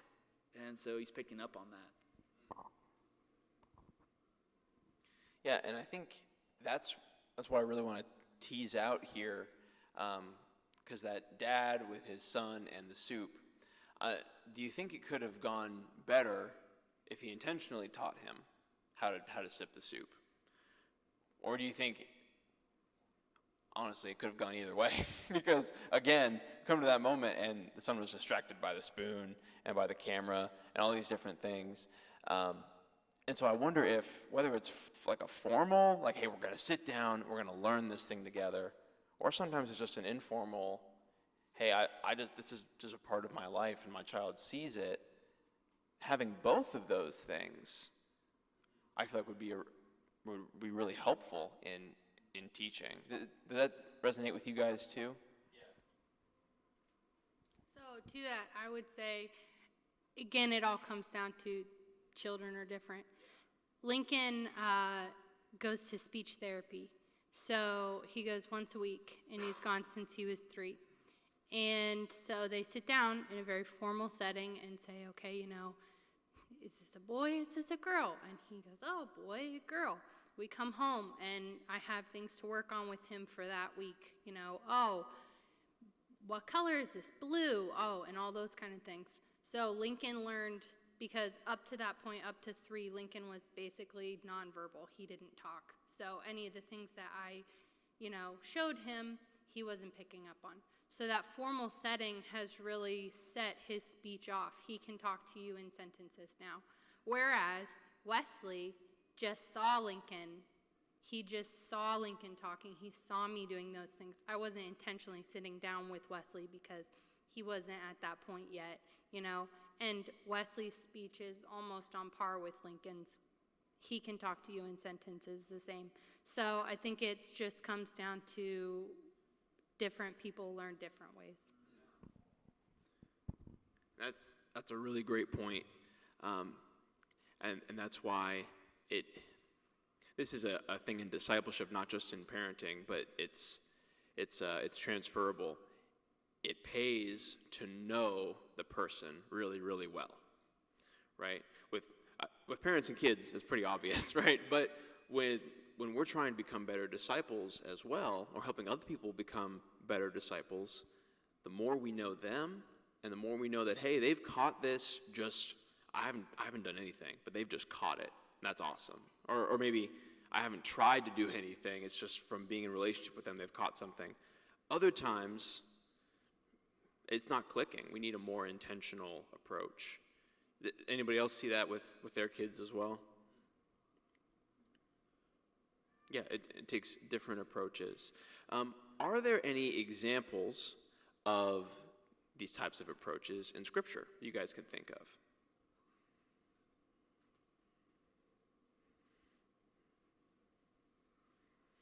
And what would those be? Yeah. My mind immediately goes to that Deuteronomy passage. That as you go along, hear, O Israel, the Lord our God, the Lord is one. You shall love the Lord your God with all your heart, soul, mind, And then essentially he goes on to say that you're reinforcing this as you rise and as you lay down. I mean, it's a way of life kind of faith of reaffirming, building the foundation of loving the Lord your God. That it's not just when you go to temple, but it is essentially a rising and a falling, just as there's a rising and a falling to the sun. Yeah, and so that's found in Deuteronomy 6. Yeah. And so, and actually, I'm going to turn to it real quick. There's something to it that I really wanted to highlight. So Deuteronomy 6, verse 4 is where David started. And verse 7 is, you shall teach them diligently to your children. And so even just that phrase to me speaks of intentionality, right? I'm going to be teaching diligently. And shall talk with them when you sit in your house, when you walk by the way, when you lie down, and when you rise. You'll bind them as a sign on your hand. They should be as frontlets between your eyes, so something like they would wear even on their clothing to remind them of the scriptures. You'll write them on the doorposts of your house and on your gates. And so we see here the biblical precedent for writing, as for me and my house, we will serve the Lord, like having those types of plaques and stuff in your home. Is a funny thing to me because Haley's mom just has like all different types of spiritual looking plaques, and she's always like getting new ones. And I think it's kind of funny because I'm not a decorating type person, but they're reminders. They're reminders of Scripture and of these stories. And so we're seeing this intentional, but also, I guess I won't say unintentional, but it's informal, right? There's sometimes we're diligently teaching the Scripture, and then we're just in the house and we're just talking. We're walking on the way and we're just talking. Are there any thoughts on that before we move on? Reflections from that passage?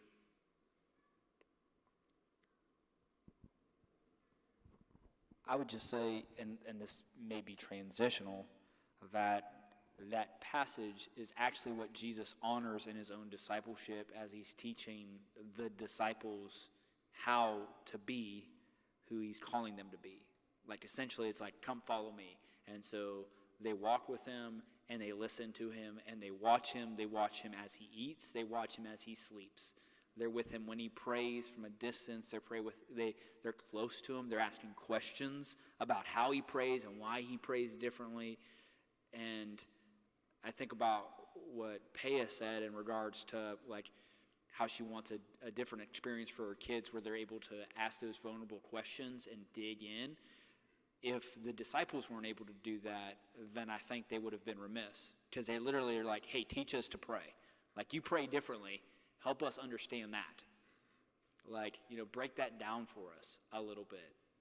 And they dig in deeper, like, hey, help us understand that parable because we're not getting it. And, sometimes he'll rebuke them, but he still bears with them and so tries to answer those things. So not only do we see this in the Old Testament, but we do see this model with Jesus as he's trying to raise up these, young Christians in this kingdom that he's establishing.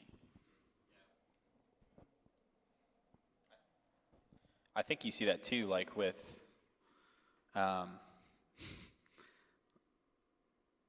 they get some things really well, but then there are other things where I can imagine Jesus teaches them and he can see the look in their eyes and he's like, yeah, they don't get it.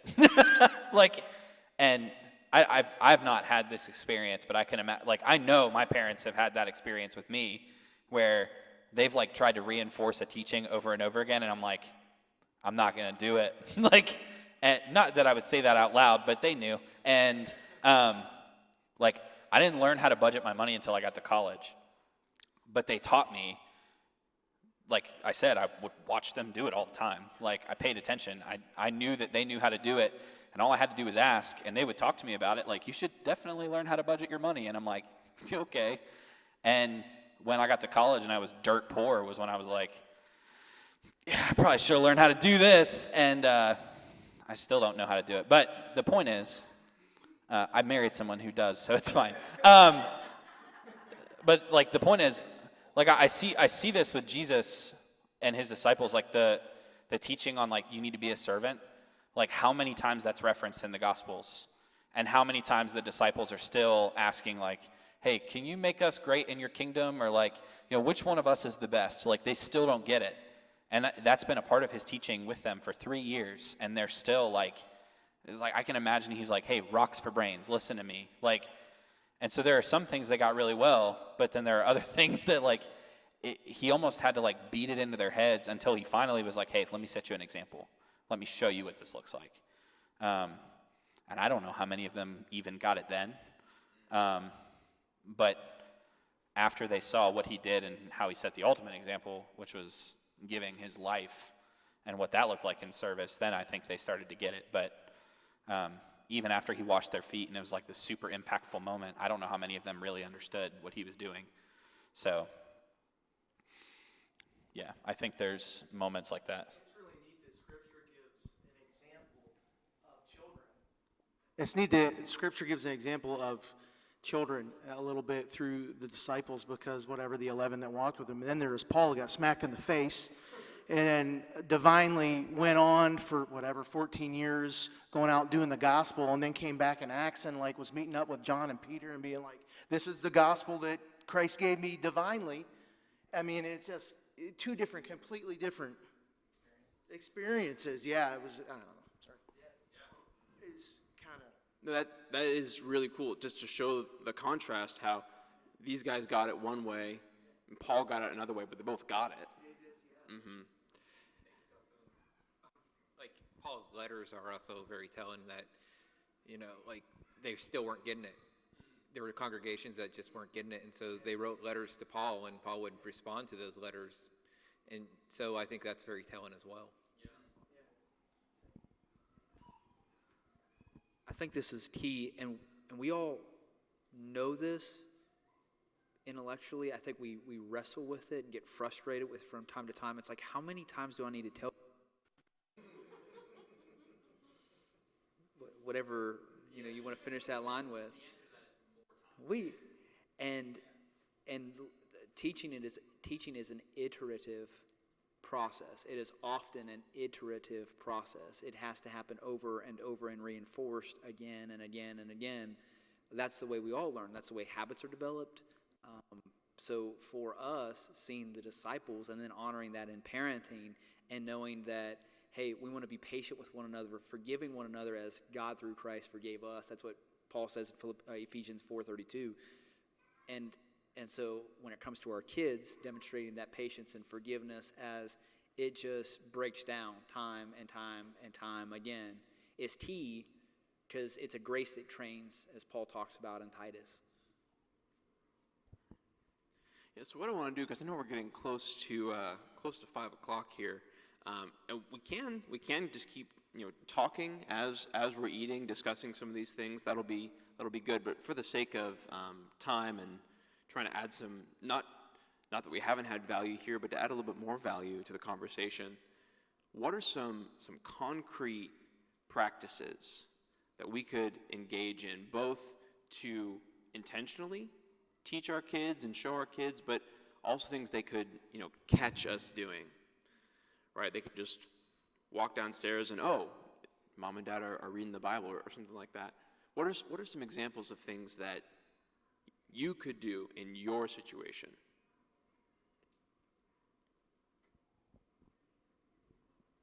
So I'm kind of like Matt. When I have my devotional time, it's more often than not earlier than when the kids wake up. And there have been times when they'll come downstairs at those ungodly hours, and they'll catch me doing my devotional reading. But one small shift sets that in place. Now I think like it's kind of like a give and a take, because there's a side of it where it's like, oh, that's great, and there's another side of that that's like, that sounds like a nightmare. I'm never gonna be able to work through anything in that. But yeah, because they just want my time, and I want to be responsive to that. Because I think there's the other side of the coin where, like, if I'm not responding to them and prioritizing them in that moment, I don't know if that's communicating love. Like, so like there's a little bit of a tension there for me, but I think, one small shift like that can create more of those touch points for them. And then also, oftentimes I will pray. As Kat was mentioning, like with her mom, like I'll do stuff like that, and inviting them into those spaces when that comes to my mind would be another small shift, that it's just including them in what's going on in Dad's head. And that's oftentimes what leads to learning, is it's creating thinking practices that get embedded rather than just, hey, this is what we do.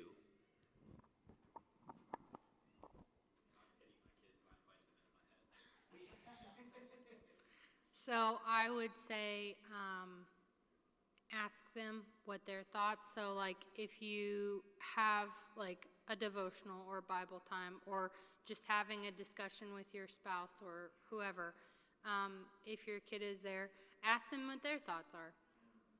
Their thoughts may not make sense to you. Lincoln might tell me about a worm that he saw the other day.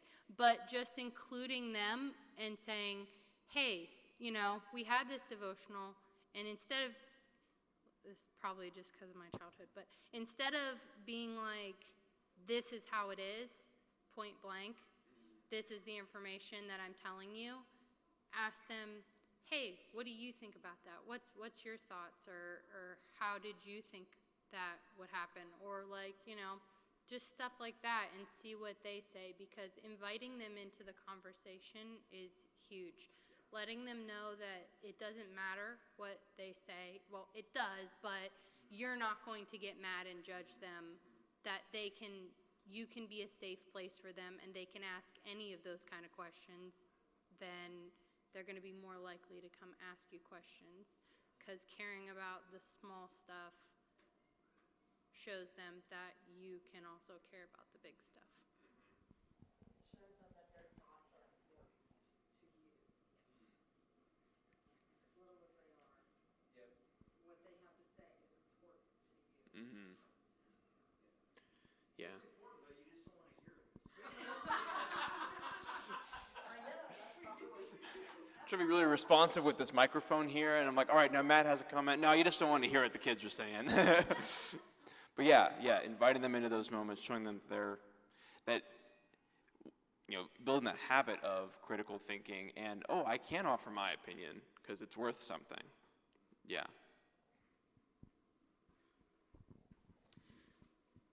One of the things I've noticed lately, especially with the secular world, is I think we just have to combat what's going on out there. I'm seeing... Because I can't twerk. Here I go. That right there. Just sitting down and watching a kids show is not something we can do anymore. On Saturday mornings when I was a kid, okay, you could go watch an hour of cartoons or whatever, and the parents could walk away and it wasn't an issue. The gay agenda is in every single TV show that's out there now. They've got all these things that they're just bombarding our kids with. And, in the past, I've just shut it off and I don't say anything, And I think it's important to take that time and get out God's word and say, listen, the reason we're not going to watch this show anymore is because this is what God's word says, and this is what we shouldn't be doing and shouldn't be participating in these different things, and they're getting hit with new stuff we didn't have to deal with all the time, So I think just being open to watching for those learning opportunities. Yeah, I think taking those opportunities where they come is really key, which is what we see Jesus doing as well. I think you mentioned habit, and so with habit, routines are very important. We know that kids learn better with routines and habits, and they'll foster healthy spiritual life, and even like just healthy life in general. Seeing, building these routines early on, so they see us maintain a routine, a spiritual routine, and the habits that come from that, I think that'd be very beneficial.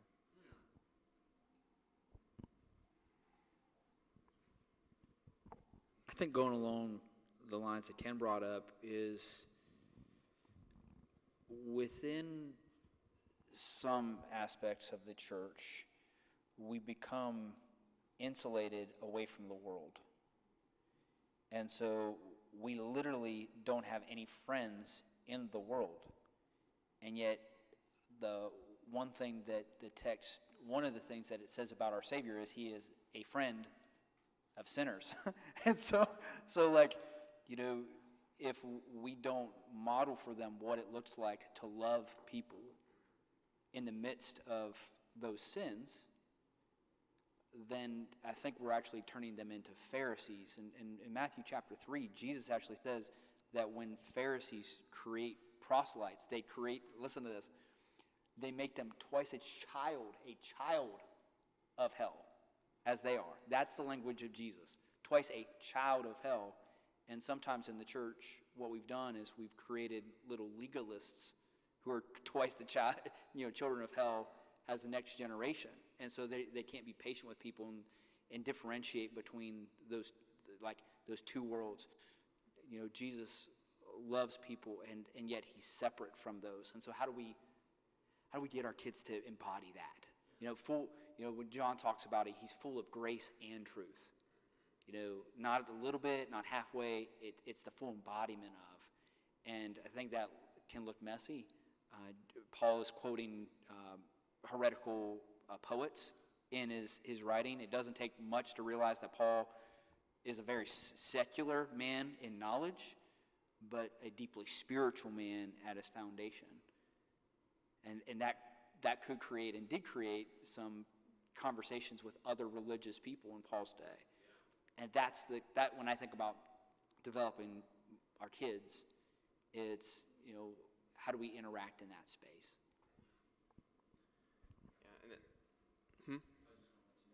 Okay. Yeah. So, but I did have a thought about Colton with that example as well. How he shows maybe a lot of love or a lot of vulnerability in those spaces, like you talked about, Mike. But if it's always love all the time, and he's never really standing up for what he thinks is right, then you talked about how it's like, well, there's a balance, right? Yeah. So I think that's a great example.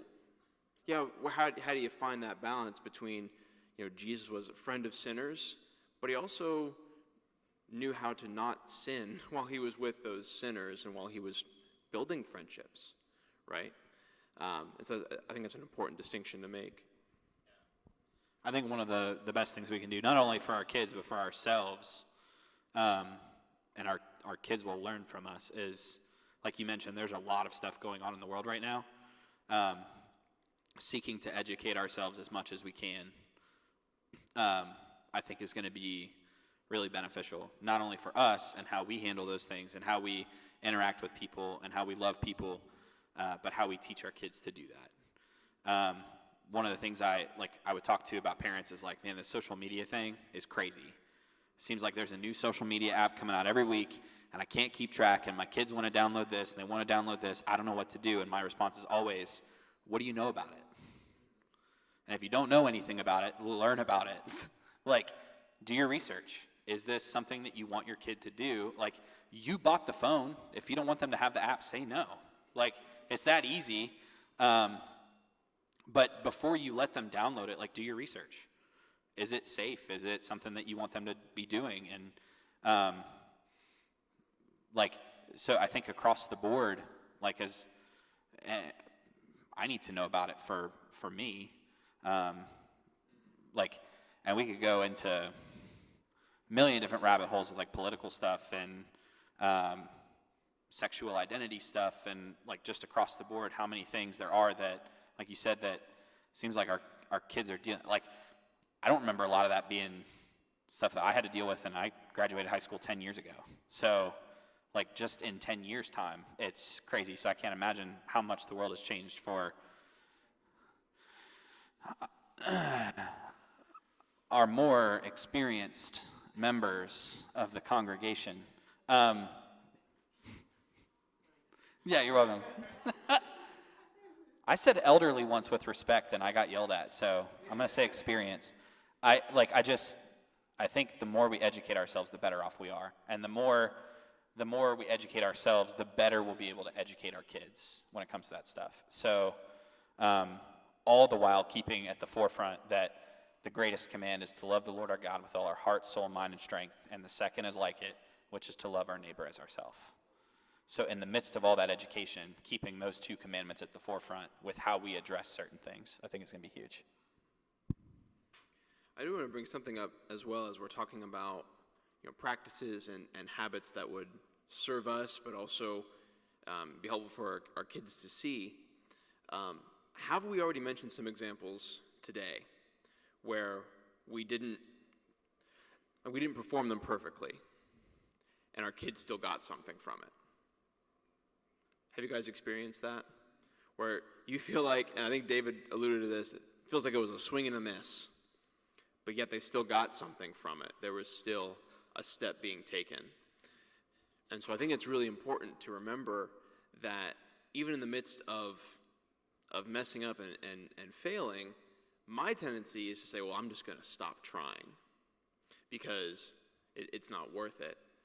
But if any of the examples that you guys have shared are worth anything, it's that actually failing and then trying again is what maybe made the biggest impact in our development and maybe in our children's development as well.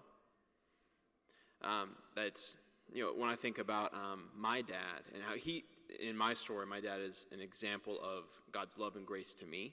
No matter how many times I've messed up, he's always been there for me. He's chewed me out about it, but he's always been there for me. And there have been times where I've not seen him, though, display that perfect love every time, but he always gets right back to it. Maybe he has a fight with mom, or maybe he yells at one of my brothers who are definitely not as holy as I am. But if ever things like that would happen, I'll tell Tim I said that. I would see him go back and apologize. He would go back and he'd say, I didn't handle that the right way. And that stood out to me even more than, oh, well, he messed up. Well, yeah, but he went back. And so that consistency of trying again and again and again says something to kids that, so like with your example, Dustin, I'm just connecting dots, if that's okay, for a second. With your example of budgeting, they didn't formally bring you into that time. They said it was important, but it never really clicked for you until college because you saw the need for it. But you saw the consistency in your parents' lives that showed, hey, this is a value, this is important. And so it wasn't like you got to college having no concept of budgeting or the importance of it. It was just you hadn't done it yet. And so that's something to be mindful of as well, that there are lots of different times in life where those things will click, the dots will connect, and it may not be when they're in your household. It may be years down the road. Piggybacking off that thought just a little bit, I think there's a nuanced nature, and it was embedded in your story that is important for all of us to pick up on. There is a resilience aspect that's admirable and is often associated with development. So it's the resilience, it's the grit, it's like the stick-to-itiveness. Hey, I'm just going to keep on trying. It's being hungry and driven and just chasing something down. Embedded in your story, though, and I think this is really important for the human development, particularly with faith, and that is the aspect of humility and owning when we've erred with kids, because they see it, and it feels very unusual to them in a story that's marked by broken humanity when parents don't own that they're making mistakes. And I'm not saying like generalizing it, bathing it in the sea of humanity, like, oh, we all make mistakes, because that typically doesn't hit home with people. Like if you just think about natural relationships, that feels like someone's just trying to blow off their sin and not feel the weight of it, but owning that was Daddy's fault. I made a mistake. Aaron and I have talked about that with Pops here recently, where you're talking about, conversations with Mom, and you started to get a little gruff or stern or too direct, and it caused her to be defensive. And you going back and apologizing like, hey, I'm sorry. And in that moment, for Aaron and I, it's like, did he sin there? Okay, all right, maybe he wasn't kind, but you could tell that you put Mom in a place and you felt it, and you wanted to own your leadership in that moment.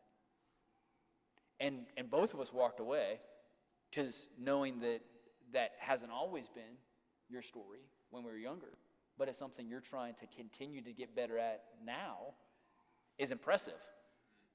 And then Aaron and I are like these are the shoes that we have to fill. Like, this is what we're called to as men, and it pushes the responsibility down the chain, because he's often said to us, hey, my hope is that you stand on our shoulders and you go farther. And I'll tell spiritual children that, like people that I've discipled, but then also our kids, my desire is for you to take the ball farther. And the only way we can do that is by owning. I mentioned earlier about that Titus passage.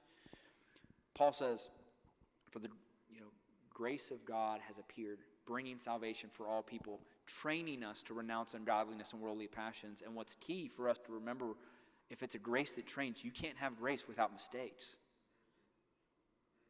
So if you're not willing to own the mistake, I think it's darn near impossible for you to get the training.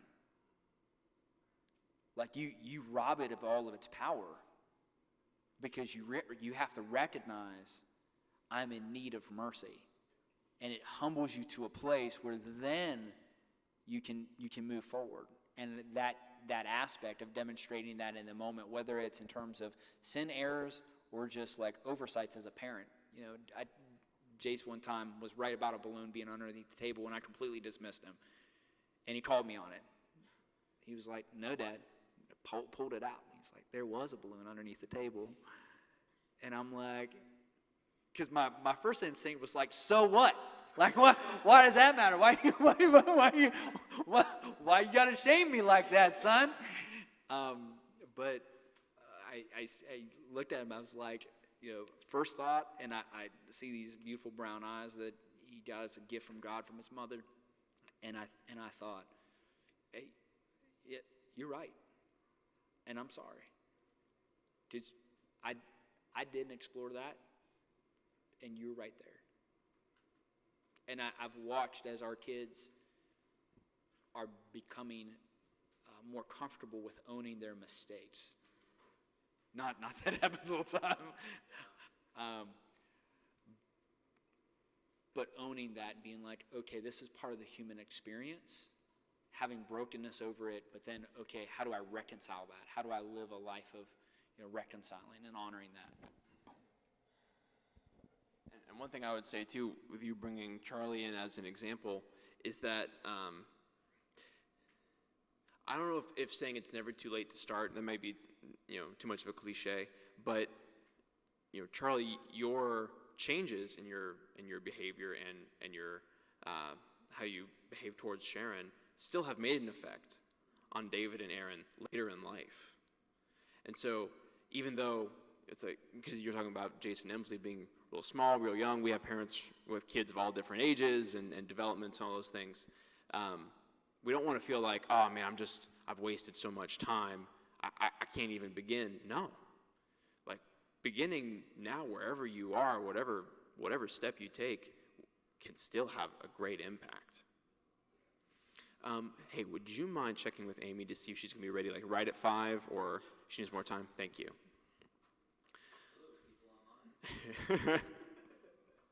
He said, hello, people online. This whole microphone thing is weird, because I'm like, what do they hear if the microphone isn't right up to your face? I don't know. What? Yeah. Yeah, we'll find out later. One thing that I want to bring, I want to try and bring this together here, although Sorry, this is prime content right here. Just watching me type in my password. Okay.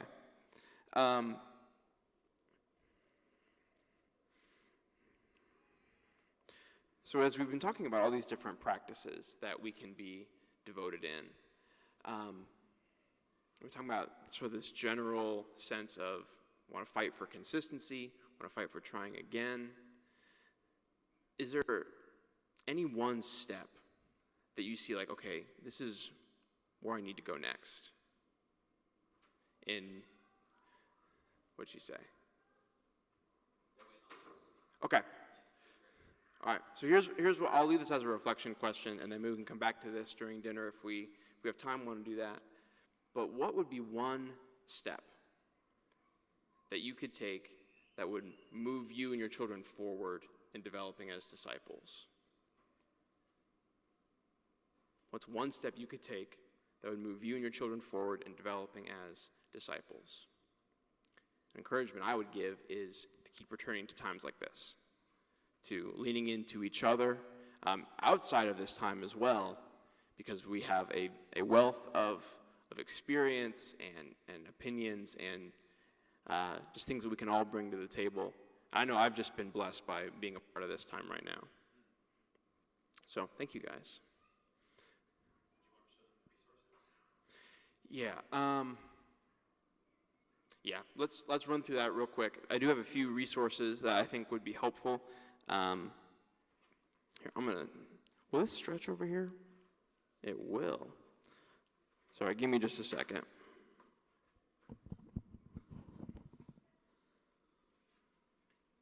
Okay, so as we're taking next steps, there are a few things that as David and I we were talking about different resources that might be helpful, I think could really make an impact. So let's jump over to Safari. All right, you guys see this okay? All right, so there's lots of different stuff out there. Lots of wisdom, lots of knowledge, lots of practices that we could emulate. These are just a few things online that I thought could be helpful places to start. So this website is called Just a Phase. And what it does is it really breaks down, you can see there on the top, preschool, elementary, middle school, high school, wherever a child is in development, it tries to break things down into different phases of what they need to be knowing about Jesus at that time, right? What they need to be going through. So we see, look, high schoolers and social media. We just talked about how that could be something we need to know about. 6 ways to embrace the physical needs of a toddler. So there's different articles on here. And I believe that, so they got a resources page as well. So you can shop things and look at that. So that's just one website to take a look at. One really simple thing, like if this isn't your next step, this could be just a great, like if you don't have this in your life already, just getting the Bible app for kids. Because it's free. I believe they've got all different types of like devotionals on there, as more than just reading the Bible. And that would just be a great way to connect to all these different resources at your fingertips. And for kids who are growing up in an increasingly digital age, something that they'll just pick up right away. Okay? So that would be a great next step. So the Life Kids YouTube channel, they do something called Bible Adventure. And I don't know, it'd probably be easier if I just go back like that. Yeah, so Bible Adventure is, there's a whole series, like a kid's show, but it's all about the Bible. David showed me a little bit of this, has a very catchy theme song. He was singing along to it. But it's, again, showing these lessons, especially if we don't feel like we're super good at presenting those lessons, maybe in a way the kids understand. This might be a good place to start. And it could create discussion points and things like that. Younger kids. Yes, especially for that younger kids. This is Orange Curriculum. They're a organization that works heavily with providing curriculum for churches and for organizations. However, they do also have if you go to the store, which I know it was already open, but they'll have all different types of resources that you can look for as well. Preschool, elementary, I thought there was a free page as well. That could be me lying. I'm sorry. But I'm sure there's lots of different resources you could look for there as well, devotional books and things like that. Another app that I think is cool is called the Parent Q app.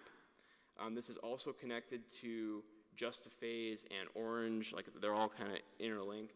The whole purpose for this app is it tells you how many weeks you have from when your child is born to when they graduate high school and move out. And so they're like, hey, if you have this much time, it makes sense to make the most of that time and to be intentional about what you do with it. And so what they'll do is they'll give you videos you can access that you can show to your kids, conversation prompts, intentional activities for kids all the way from, toddler age all the way up through high school. And so this would be a great one for all different phases of life as well. And then if you like to read and want your kids to read as well, God's Crime Scene for Kids, Investigating Creation with a Real Detective. So it's kind of a cool, like, hey, how do we get the universe and the world? And maybe it's just a way to help your kids critically think. Okay, so hopefully those are helpful. Hopefully the time that we've spent together is helpful. For the rest of Treasure Hunt, for these next few nights, for the parents who are able to be here with their kids, my hope is that you can walk with your kids through each activity, so that you can not only see like what they're learning and what they're going through, but you see how they respond, so that when you go home, it's like, hey, what did you think of this? Or what did you think of what so-and-so said? And you have those discussion prompts. And hopefully this is just helping you guys, again, taking steps in discipling. And then, like I said, leaning into each other, leaning into the community that we have. The third song was Lean on Me, right? When you're not strong, because we all need a friend, right? Will that friend help us carry on soon? That friend will help us carry on. All right.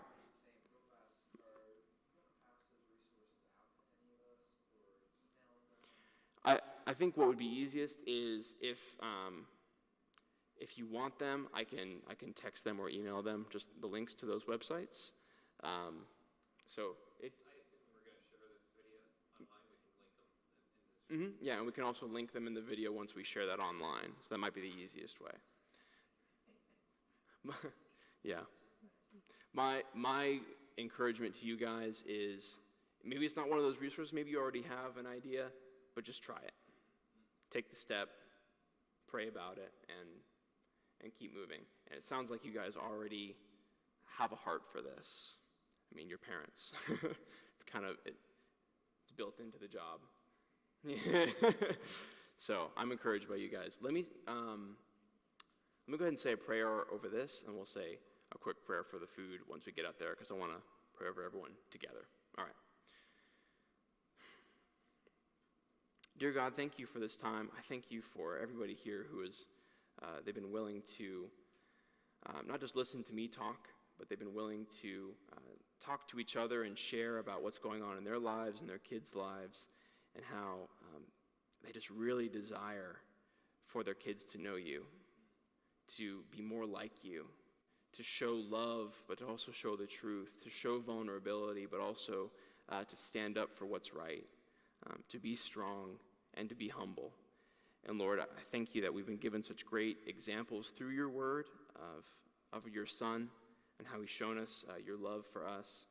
And I pray that as a community, we can spur each other on to becoming better disciples ourselves, to look more like Jesus every day through our practices and through our behaviors and our thoughts, and that our kids will follow suit.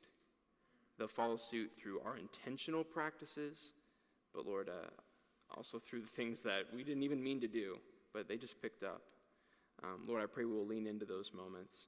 Help us to take a next step, and please work through all the imperfections we find in life, knowing that it's a growing process, and it's a great journey that we're on. Thank you for your love, and I pray all this in Jesus' name. Amen. All right, thanks everybody. Go ahead and take a seat out there and we'll get some food.